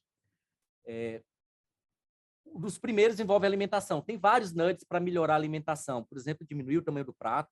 É um exemplo muito famoso de nudge, né, de alimentação. Reduzir o tamanho do prato já diminui o consumo de comida. E outro é esse da estante. Os pesquisadores descobriram que, a depender da forma como você organiza a estante, vai gerar um aumento ou diminuição do consumo de comidas saudáveis. Nesse caso, a estante de alimentos ela foi deliberadamente montada, organizada, para facilitar a escolha de alimentos saudáveis. Eles estão nas prateleiras de cima. E as comidas mais gordurosas estão nas prateleiras de baixo, chocolate. E a pergunta que se faz é por que simplesmente não tira o chocolate daí? Por que não esconde o chocolate? Por que dá a opção do chocolate? Porque a ideia de nudge é de não cercear a liberdade de escolha. Você tem o direito de fazer o que quiser, você escolhe o que quiser, você consome o que quiser. Só que se você organizar a sua vida de modo a facilitar o consumo de produtos saudáveis e dificultar o consumo daquilo que não é saudável, isso vai ser feito de modo natural. Ou seja, muitas pessoas vão escolher comidas saudáveis nesse cenário, não porque querem comer comida saudável, mas por preguiça de se abaixar e pegar o chocolate. Se o chocolate estivesse em cima, muita gente ia comer chocolate por preguiça de se abaixar para comer a comida saudável, mesmo querendo comida saudável. Se você organizar, por exemplo, o seu YouTube, de modo a colocar o que é intelectualmente saudável no seu campo de visão e a esconder o que não é saudável, né? Isso por si só já vai melhorar os seus hábitos de consumo intelectual. Por exemplo, se você segue conteúdo de alta qualidade, o que o algoritmo vai lhe sugerir são conteúdos semelhantes. Se você segue só site de distração, né, só canal de distração, o YouTube vai lhe inundar com distração. E aí você não vai conseguir aproveitar o ambiente para consumir coisas saudáveis.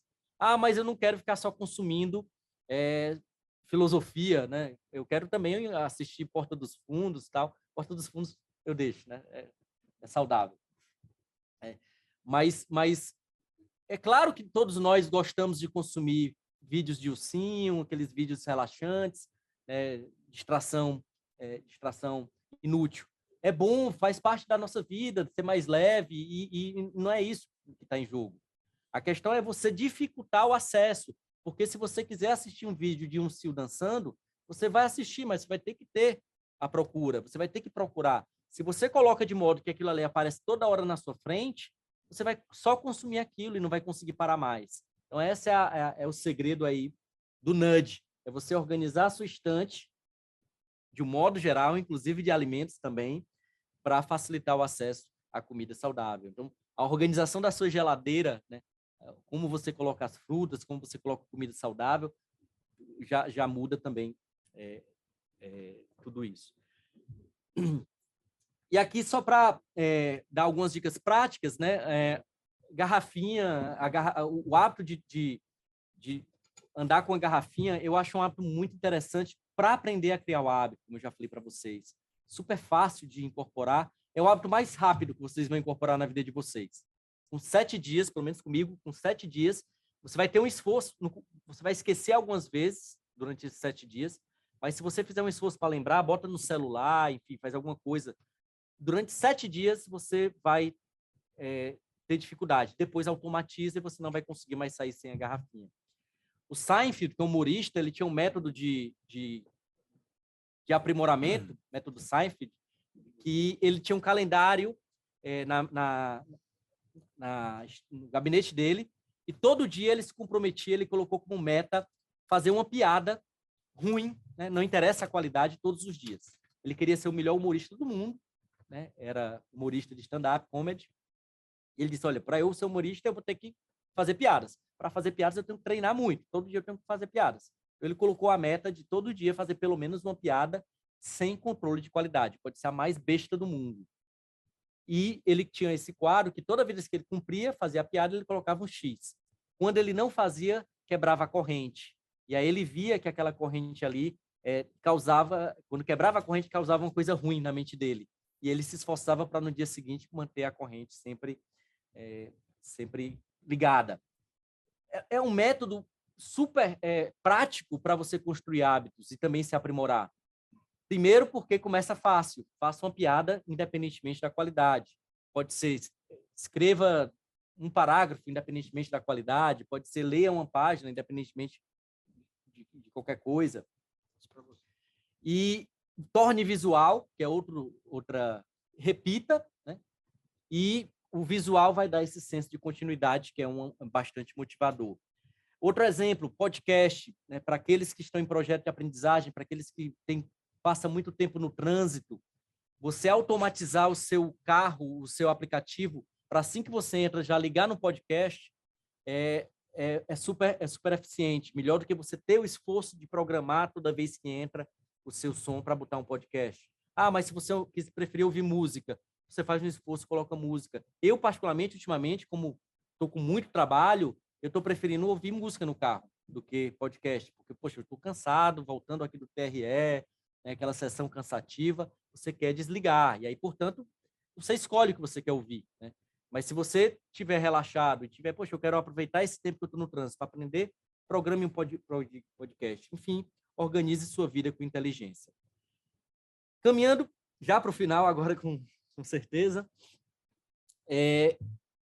voltando para a aprendizagem, um conceito que eu acho fundamental no processo de aprendizagem é o conceito de dificuldades desejáveis.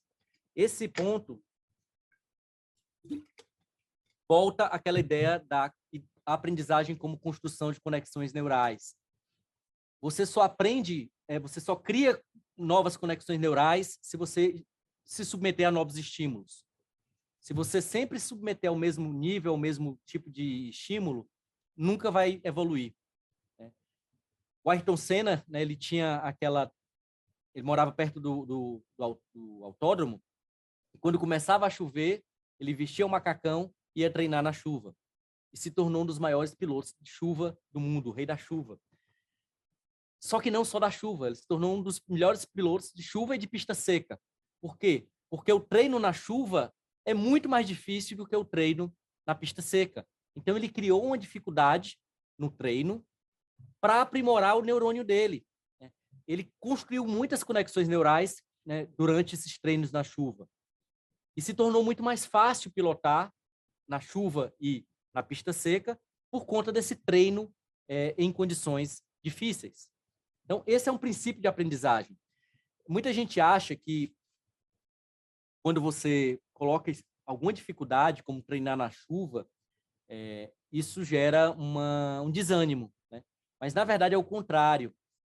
Tem o conceito de flow, que eu já comentei, né, com vocês, que ele é uma zona que ele ocorre um pouco acima da zona de conforto.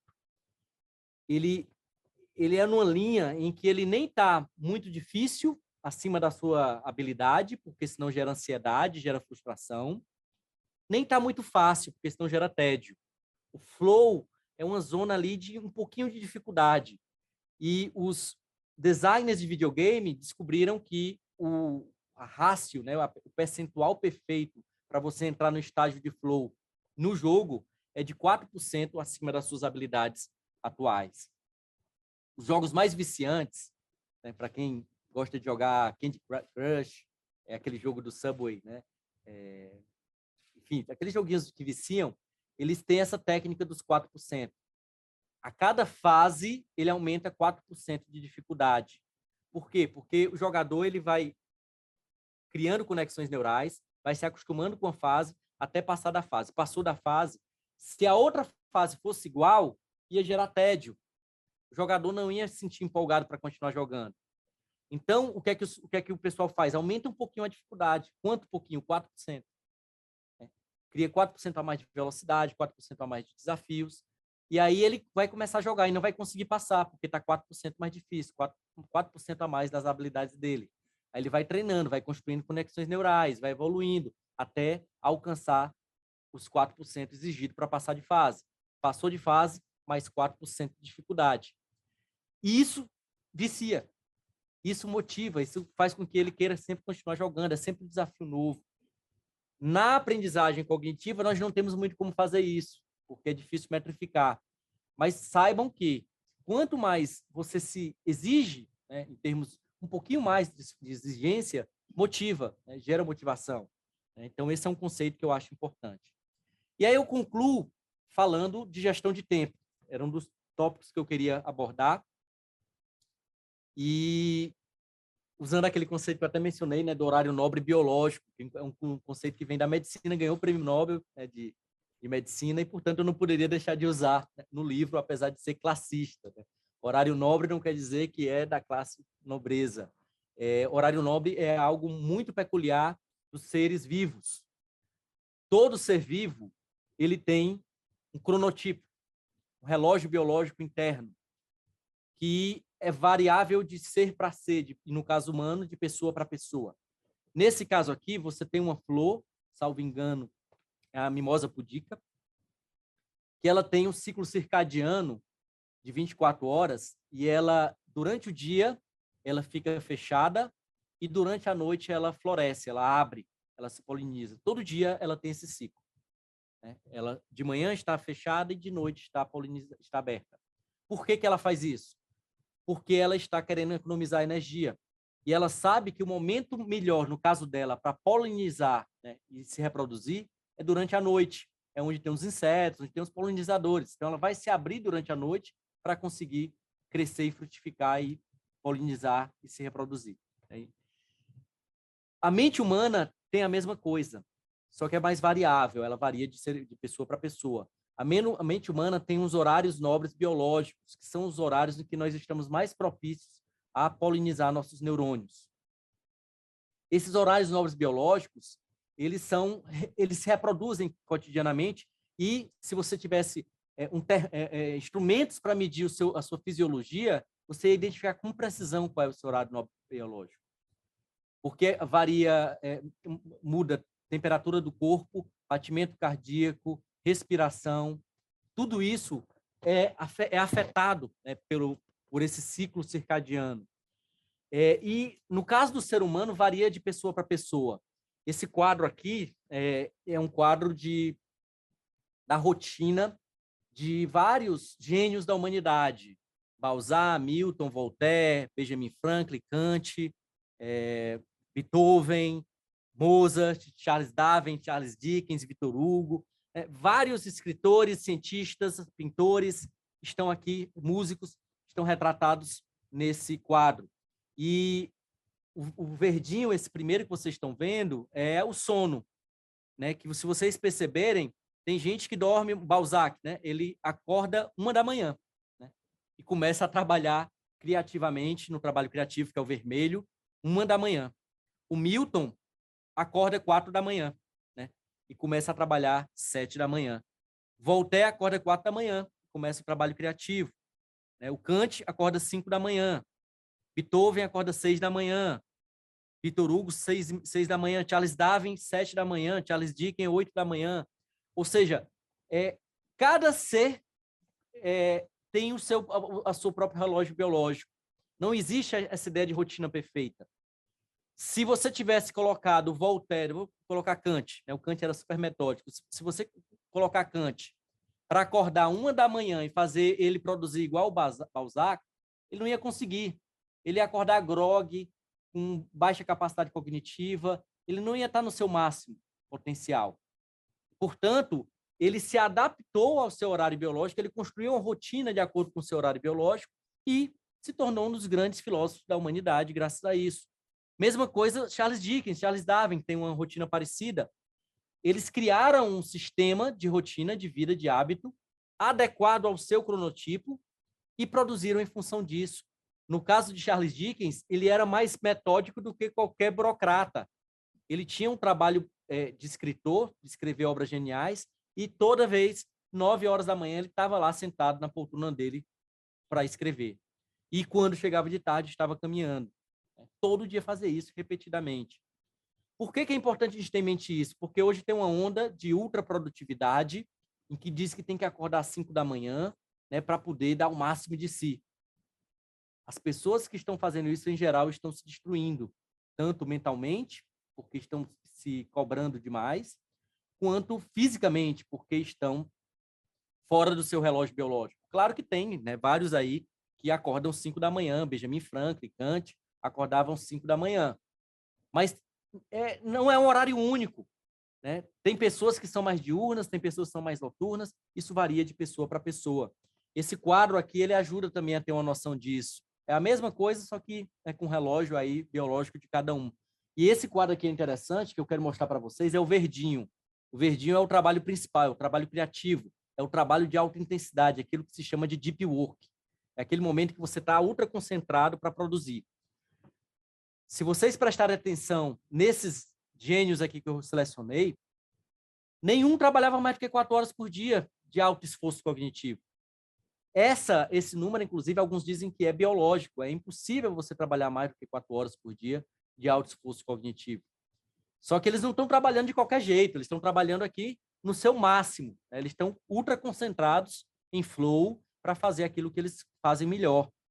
Estão produzindo obras geniais. Se eles dissessem, não, agora eu vou trabalhar 8 horas por dia, a qualidade ia cair. Ele não ia conseguir produzir tão bem. Tem um estudo da McKinsey que diz que 1 hora de alta intensidade nesse modelo aqui de Deep Work equivale a 5 horas de trabalho desfocado, de trabalho relaxado. Então, aqui eles estão trabalhando 4 horas de alto esforço, mas é equivalente a 20 horas. Então, por isso que eles conseguem escrever obras geniais e produzir muito, porque eles dão o máximo naquelas 4 horas que são os horários nobres biológicos. O verdinho aqui é o horário nobre biológico de cada um. Se você descobrir o seu horário nobre biológico, fica tudo mais fácil.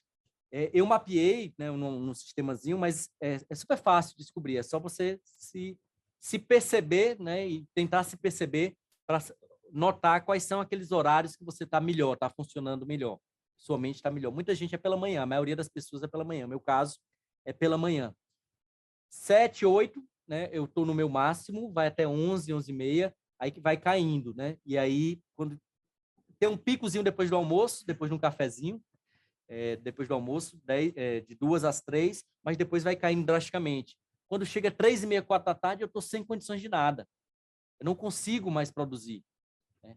Então, nesse momento aqui, eu sei, não adianta eu fazer uma sentença de alta complexidade 3 da tarde, 4 da tarde. Não consigo. Né? Posso até conseguir, mas vai ser uma porcaria, vai sair com muitos erros. Já pela manhã, eu consigo dar o melhor de si.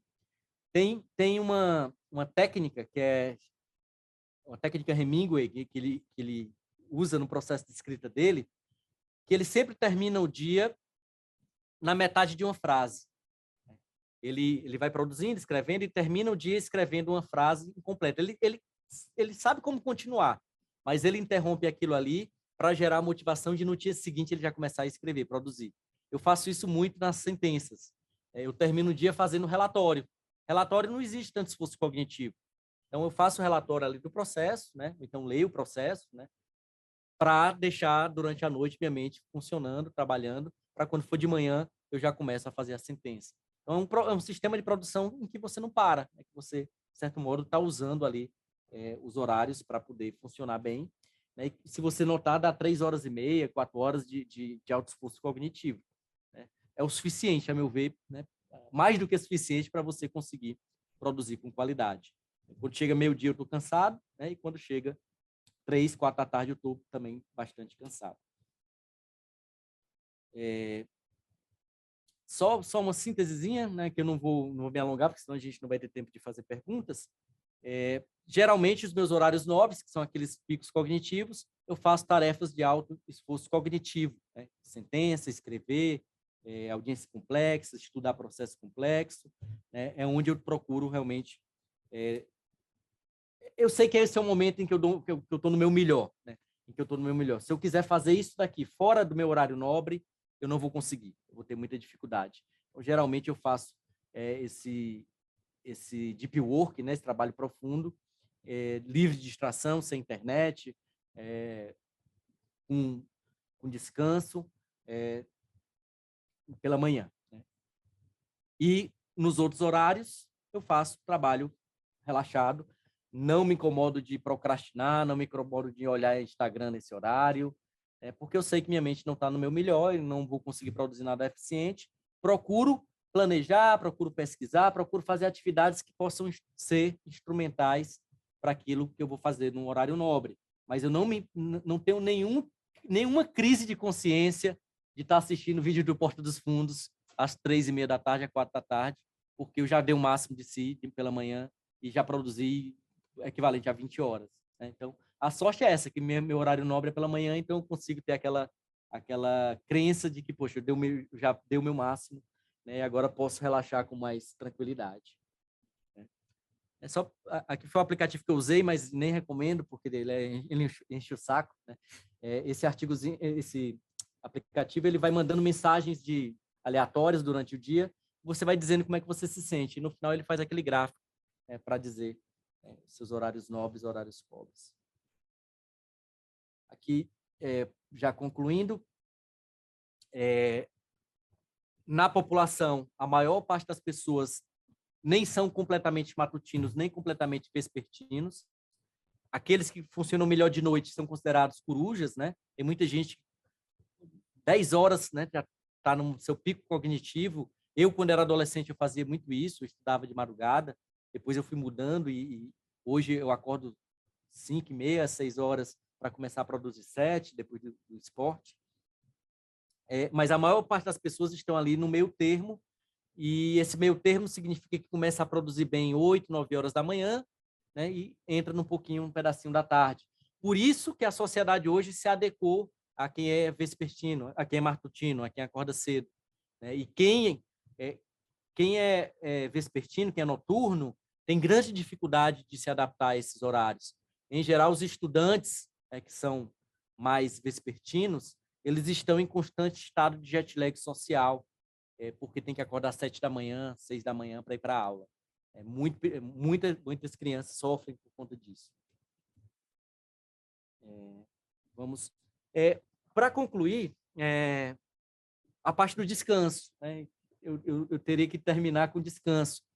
Tem 2 capítulos no Superaprendizagem sobre descanso e sono, que é talvez o que hoje precise mais ser valorizado. Então o pensamento difuso ele é essencial para que você possa também tirar proveito dessa parte inconsciente. E para finalizar, o sono, né? Esse talvez seja o ponto menos valorizado e o mais importante do processo de aprendizagem. Se vocês conhecerem a ciência do sono, vocês vão mudar completamente a opinião que vocês têm sobre a importância de dormir. Dormir bem, dormir com qualidade, dormir todos os ciclos, o máximo de ciclos possível de sono. O Michael Phelps, o maior medalhista olímpico da história, nadador, ele dormia 10 horas por dia. Dormia 8 horas durante a noite e 2 horas após os treinos.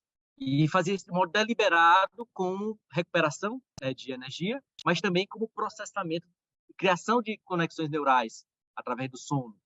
Antes de dormir, ele mentalizava a natação, ele mentalizava os movimentos, ele mentalizava uma prova e dormia. E com frequência sonhava com a natação. Esse processo de sonho é o mais avançado para construir conexões neurais. Então, ele acordava muito mais evoluído do que ele dormia, porque durante o sono, ele sonhava com a natação e aquilo ali proporcionava a construção de novas conexões neurais. O sono, ele é uma fábrica 24 horas, é uma fábrica de pensamento. Se vocês olharem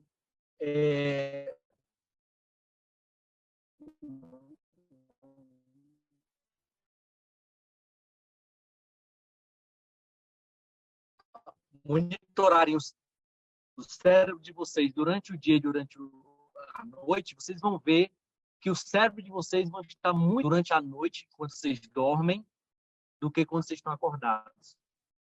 Durante o dia, a sua mente está concorrendo com muitas funções corporais. O seu cérebro está funcionando para várias funções. Com durante a movimentos, noite, com olhar, com sons, com cheiro. E o cérebro começa a processar ele próprio informações dentro dele. E quase tudo tem uma função durante a noite. O cérebro, durante a noite, ele começa fazendo filtragem. Ele vai selecionar o que é importante e o que não é. E quem decide isso é ele, não é você. O cérebro faz uma filtragem do que é relevante e do que não é. Uma vez que ele decide o que não é relevante, começa um processo de limpeza. E tem vídeos no YouTube que vocês conseguem ver uma substância química passando pelo cérebro, fazendo uma limpeza e tirando informações que vão ser jogadas no lixo. É possível ver isso, assistir isso ao vivo. Então, o cérebro ele faz uma seleção, uma filtragem, e joga no lixo o que não presta. E o que presta, ele começa a alocar em áreas de memória, de memorização. Por exemplo, eu vou dar um exemplo de um experimento que foi feito durante o sono, né? Como a aprendizagem ocorre durante o sono, e principalmente durante os sonhos. Os pesquisadores, eles colocaram para os cobaias aprenderem a tocar Guitar Hero, né? Colocaram para aprender uma música no Guitar Hero antes de dormir. Aprenderam lá, eram 4 notas para aprender a música, e depois disso eles foram dormir. Durante a aprendizagem do Guitar Hero, eles colocaram uma essência de cheiro específica. Quando os participantes dormiram, metade recebeu uma essência de cheiro e ficaram ouvindo a música bem baixinha enquanto dormiam. Mas principalmente colocaram a essência de cheiro que foi colocada enquanto eles aprendiam. E quando eles monitoraram o cérebro, eles viram que o hipocampo foi ativado, que é a área da memória. Quando eles acordaram, o grupo que foi submetido a esse cheiro sabia tocar 20 vezes mais do que os outros. Durante a noite, aprenderam a tocar. O cérebro fez conexões neurais, construiu conexões neurais enquanto eles dormiam. Porque eles sonharam com aquilo. Eles sonharam com aquilo ali. Tem outro experimento com ratos, em que os pesquisadores eles criaram um GPS, ganhou até o prêmio Nobel, criaram um GPS que conseguiu monitorar a localização do rato a partir do cérebro. O cérebro do rato ele tem uma memória visual e eles iam andando no labirinto e o rato ia fazendo, e o cérebro ia funcionando durante ele caminhando. E o pesquisador ele sabia onde o rato estava olhando para o cérebro.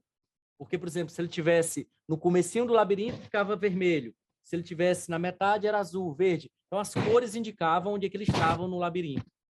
E aí, de certa vez, os pesquisadores estavam conversando e, quando viram o cérebro se movimentando, as cores, né, aparecendo dentro do GPS, né, do computador. E olharam para o rato estava dormindo. O rato estava dormindo, ou seja, o rato estava sonhando com o labirinto. O rato estava sonhando com o labirinto. Eles conseguiram ver o sonho do labirinto e conseguiam ver onde é que o rato estava no sonho. E o mais legal é que no labirinto, no sonho, eles não sonhavam de modo perfeito, não era linear. Era em câmera lenta, em modo ultra acelerado, em vai e vem, né? Eles mudavam a ordem do sonho. Ou seja, é um ambiente simulado que não tem limites naturais. Então, é uma aprendizagem muito mais eficiente. E hoje tem alguns estudos que têm tentado, né, fazer com que você possa aprender através dessas técnicas, né, usando cheiros, né, diferentes durante o processo de aprendizagem. Mas mesmo que você não consiga fazer isso, se você cria uma conexão emocional com o seu material de aprendizagem e se estimula para, durante a noite, você fazer um sonhar com aquilo, como o Phelps fazia, você vai ter um método de aprendizagem muito mais eficiente, muito mais rápido. Está aqui a mente humana durante a noite. O que acontece é basicamente isso. As informações são alocadas, né, em algumas áreas e boa parte vai para o lixo aí, né, das memórias esquecidas. Eu quero concluir com o principal. Deixa eu passar aqui ainda. Com o principal. Eu falei para vocês, né, que todo o superaprendizagem ele surge, né, com um processo de tentar melhorar minha vida, né, individual, particular, pessoal meu, primeiro, né, uma melhora cognitiva, uma melhora das minhas técnicas de produtividade, como eu ser um juiz melhor, como eu conseguir fazer uma tese de doutorado, escrever livros, e depois para a saúde. E foi justamente nesse processo de eu tentar melhorar minha vida, minha saúde, né, minha qualidade de vida, que eu conheci a ciência dos hábitos, da alta performance esportiva, e comecei a pensar, né, em montar um sistema que pudesse também ajudar outras pessoas. E a principal lição que eu aprendi, né, aí sou eu nadando lá na beira-mar, né, e depois, nas outras imagens, praticando triatlon. Uma das principais lições que eu aprendi nesse meu processo de tentar melhorar continuamente é curtir o processo. É você perceber que a melhor métrica para você medir o seu sistema de aprendizagem é a felicidade, é saber se ele está lhe fazendo bem, se você está se sentindo bem nesse sistema.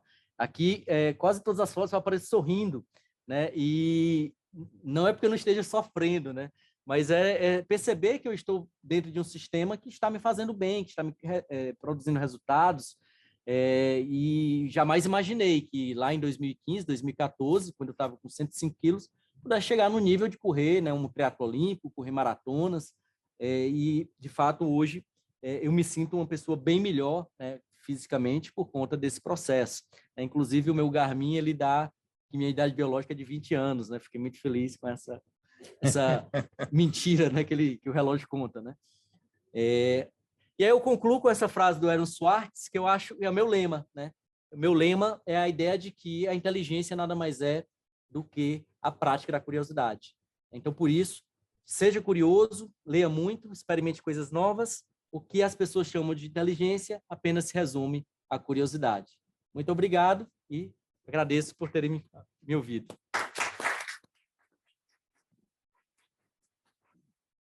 Nós aqui agradecemos, Jorge, por você compartilhar essa experiência de vida conosco, que resultou nesse livro que fantástico e que certamente vai ajudar muitas pessoas a aprender isso de fato. Michelangelo estava certo, ancora imparo. E assim que nós devemos ter como um mote para a vida. Enquanto a gente tem aprendizagem, tem processo. Enquanto a gente tem processo, a gente tem vida.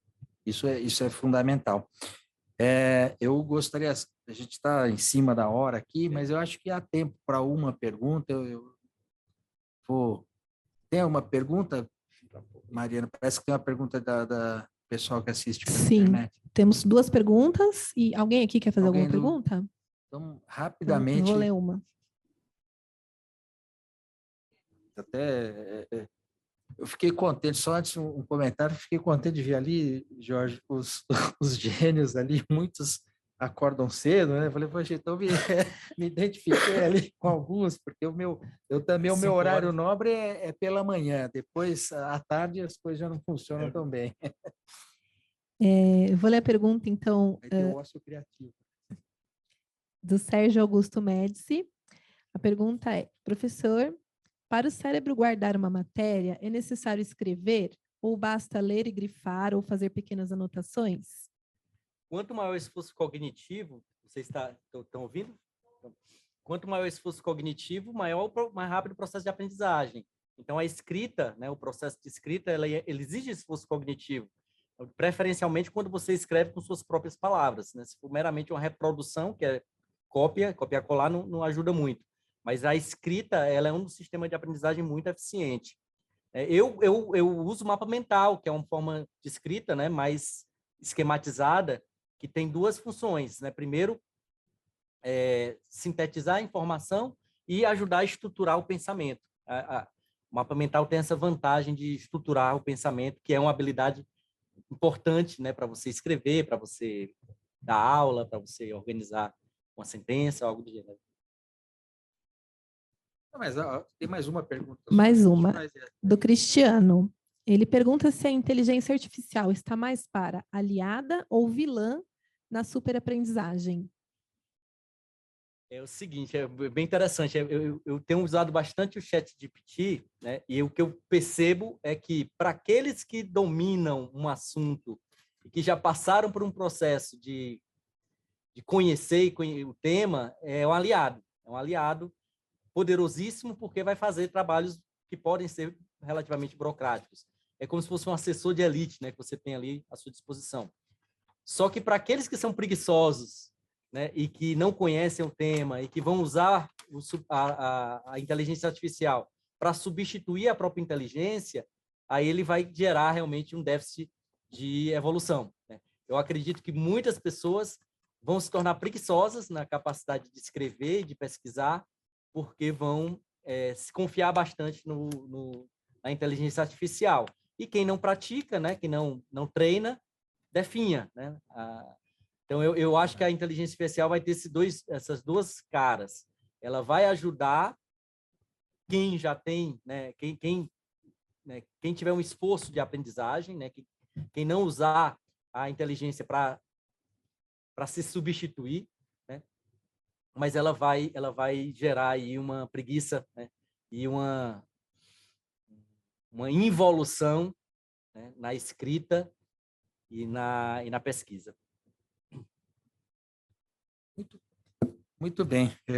Jorge, eu quero encerrar e agradecer mais uma vez a sua presença aqui. A escola está sempre de portas abertas para recebê-lo e certamente essa aula desenvolveu em quem assistiu essa palestra a vontade de desenvolver a superaprendizagem. Espero, pelo menos essa a esperança que tenho, e em mim desenvolveu. Já tinha visto, já conheço o Jorge há muito tempo, quando ele mencionou, estivemos juntos na diretoria da AJUF, quando eu a presidi, e a minha admiração pelo Jorge, pela sua dedicação, pela sua capacidade de pensar, de expressar, é digna de admiração que tem. E, enfim, muito obrigado. E obrigado a presença de todos, especialmente a Marcele, presidente da JUFESP, daqui, o Fernando Mendes, que ficou muito curioso pelo método Seinfeld. E agradeço a todos e a todos e declaro, então, encerrado este evento. Muito obrigado. Obrigado. Também queria agradecer, né, e dizer que fico muito feliz com o convite, né, o Nino sempre me prestigia, fico muito envaidecido com os convites da escola. Estou à disposição também para o que precisar. E quem quiser entrar em contato para perguntas, né, tem um Instagram como George Marmelstein, um lugar que eu estou também postando algumas coisas sobre aprendizagem e outros temas de direito. E também convidá-los a comprar o livro, adquirir o livro, né, que está disponível aí na Amazon. Eu coloquei o link aqui no chat, né, e, portanto, quem quiser adquirir, né, está lá na Amazon. Adquiram, que é bom. Eu já adquiri o meu. Maravilha. Muito bem. Obrigado.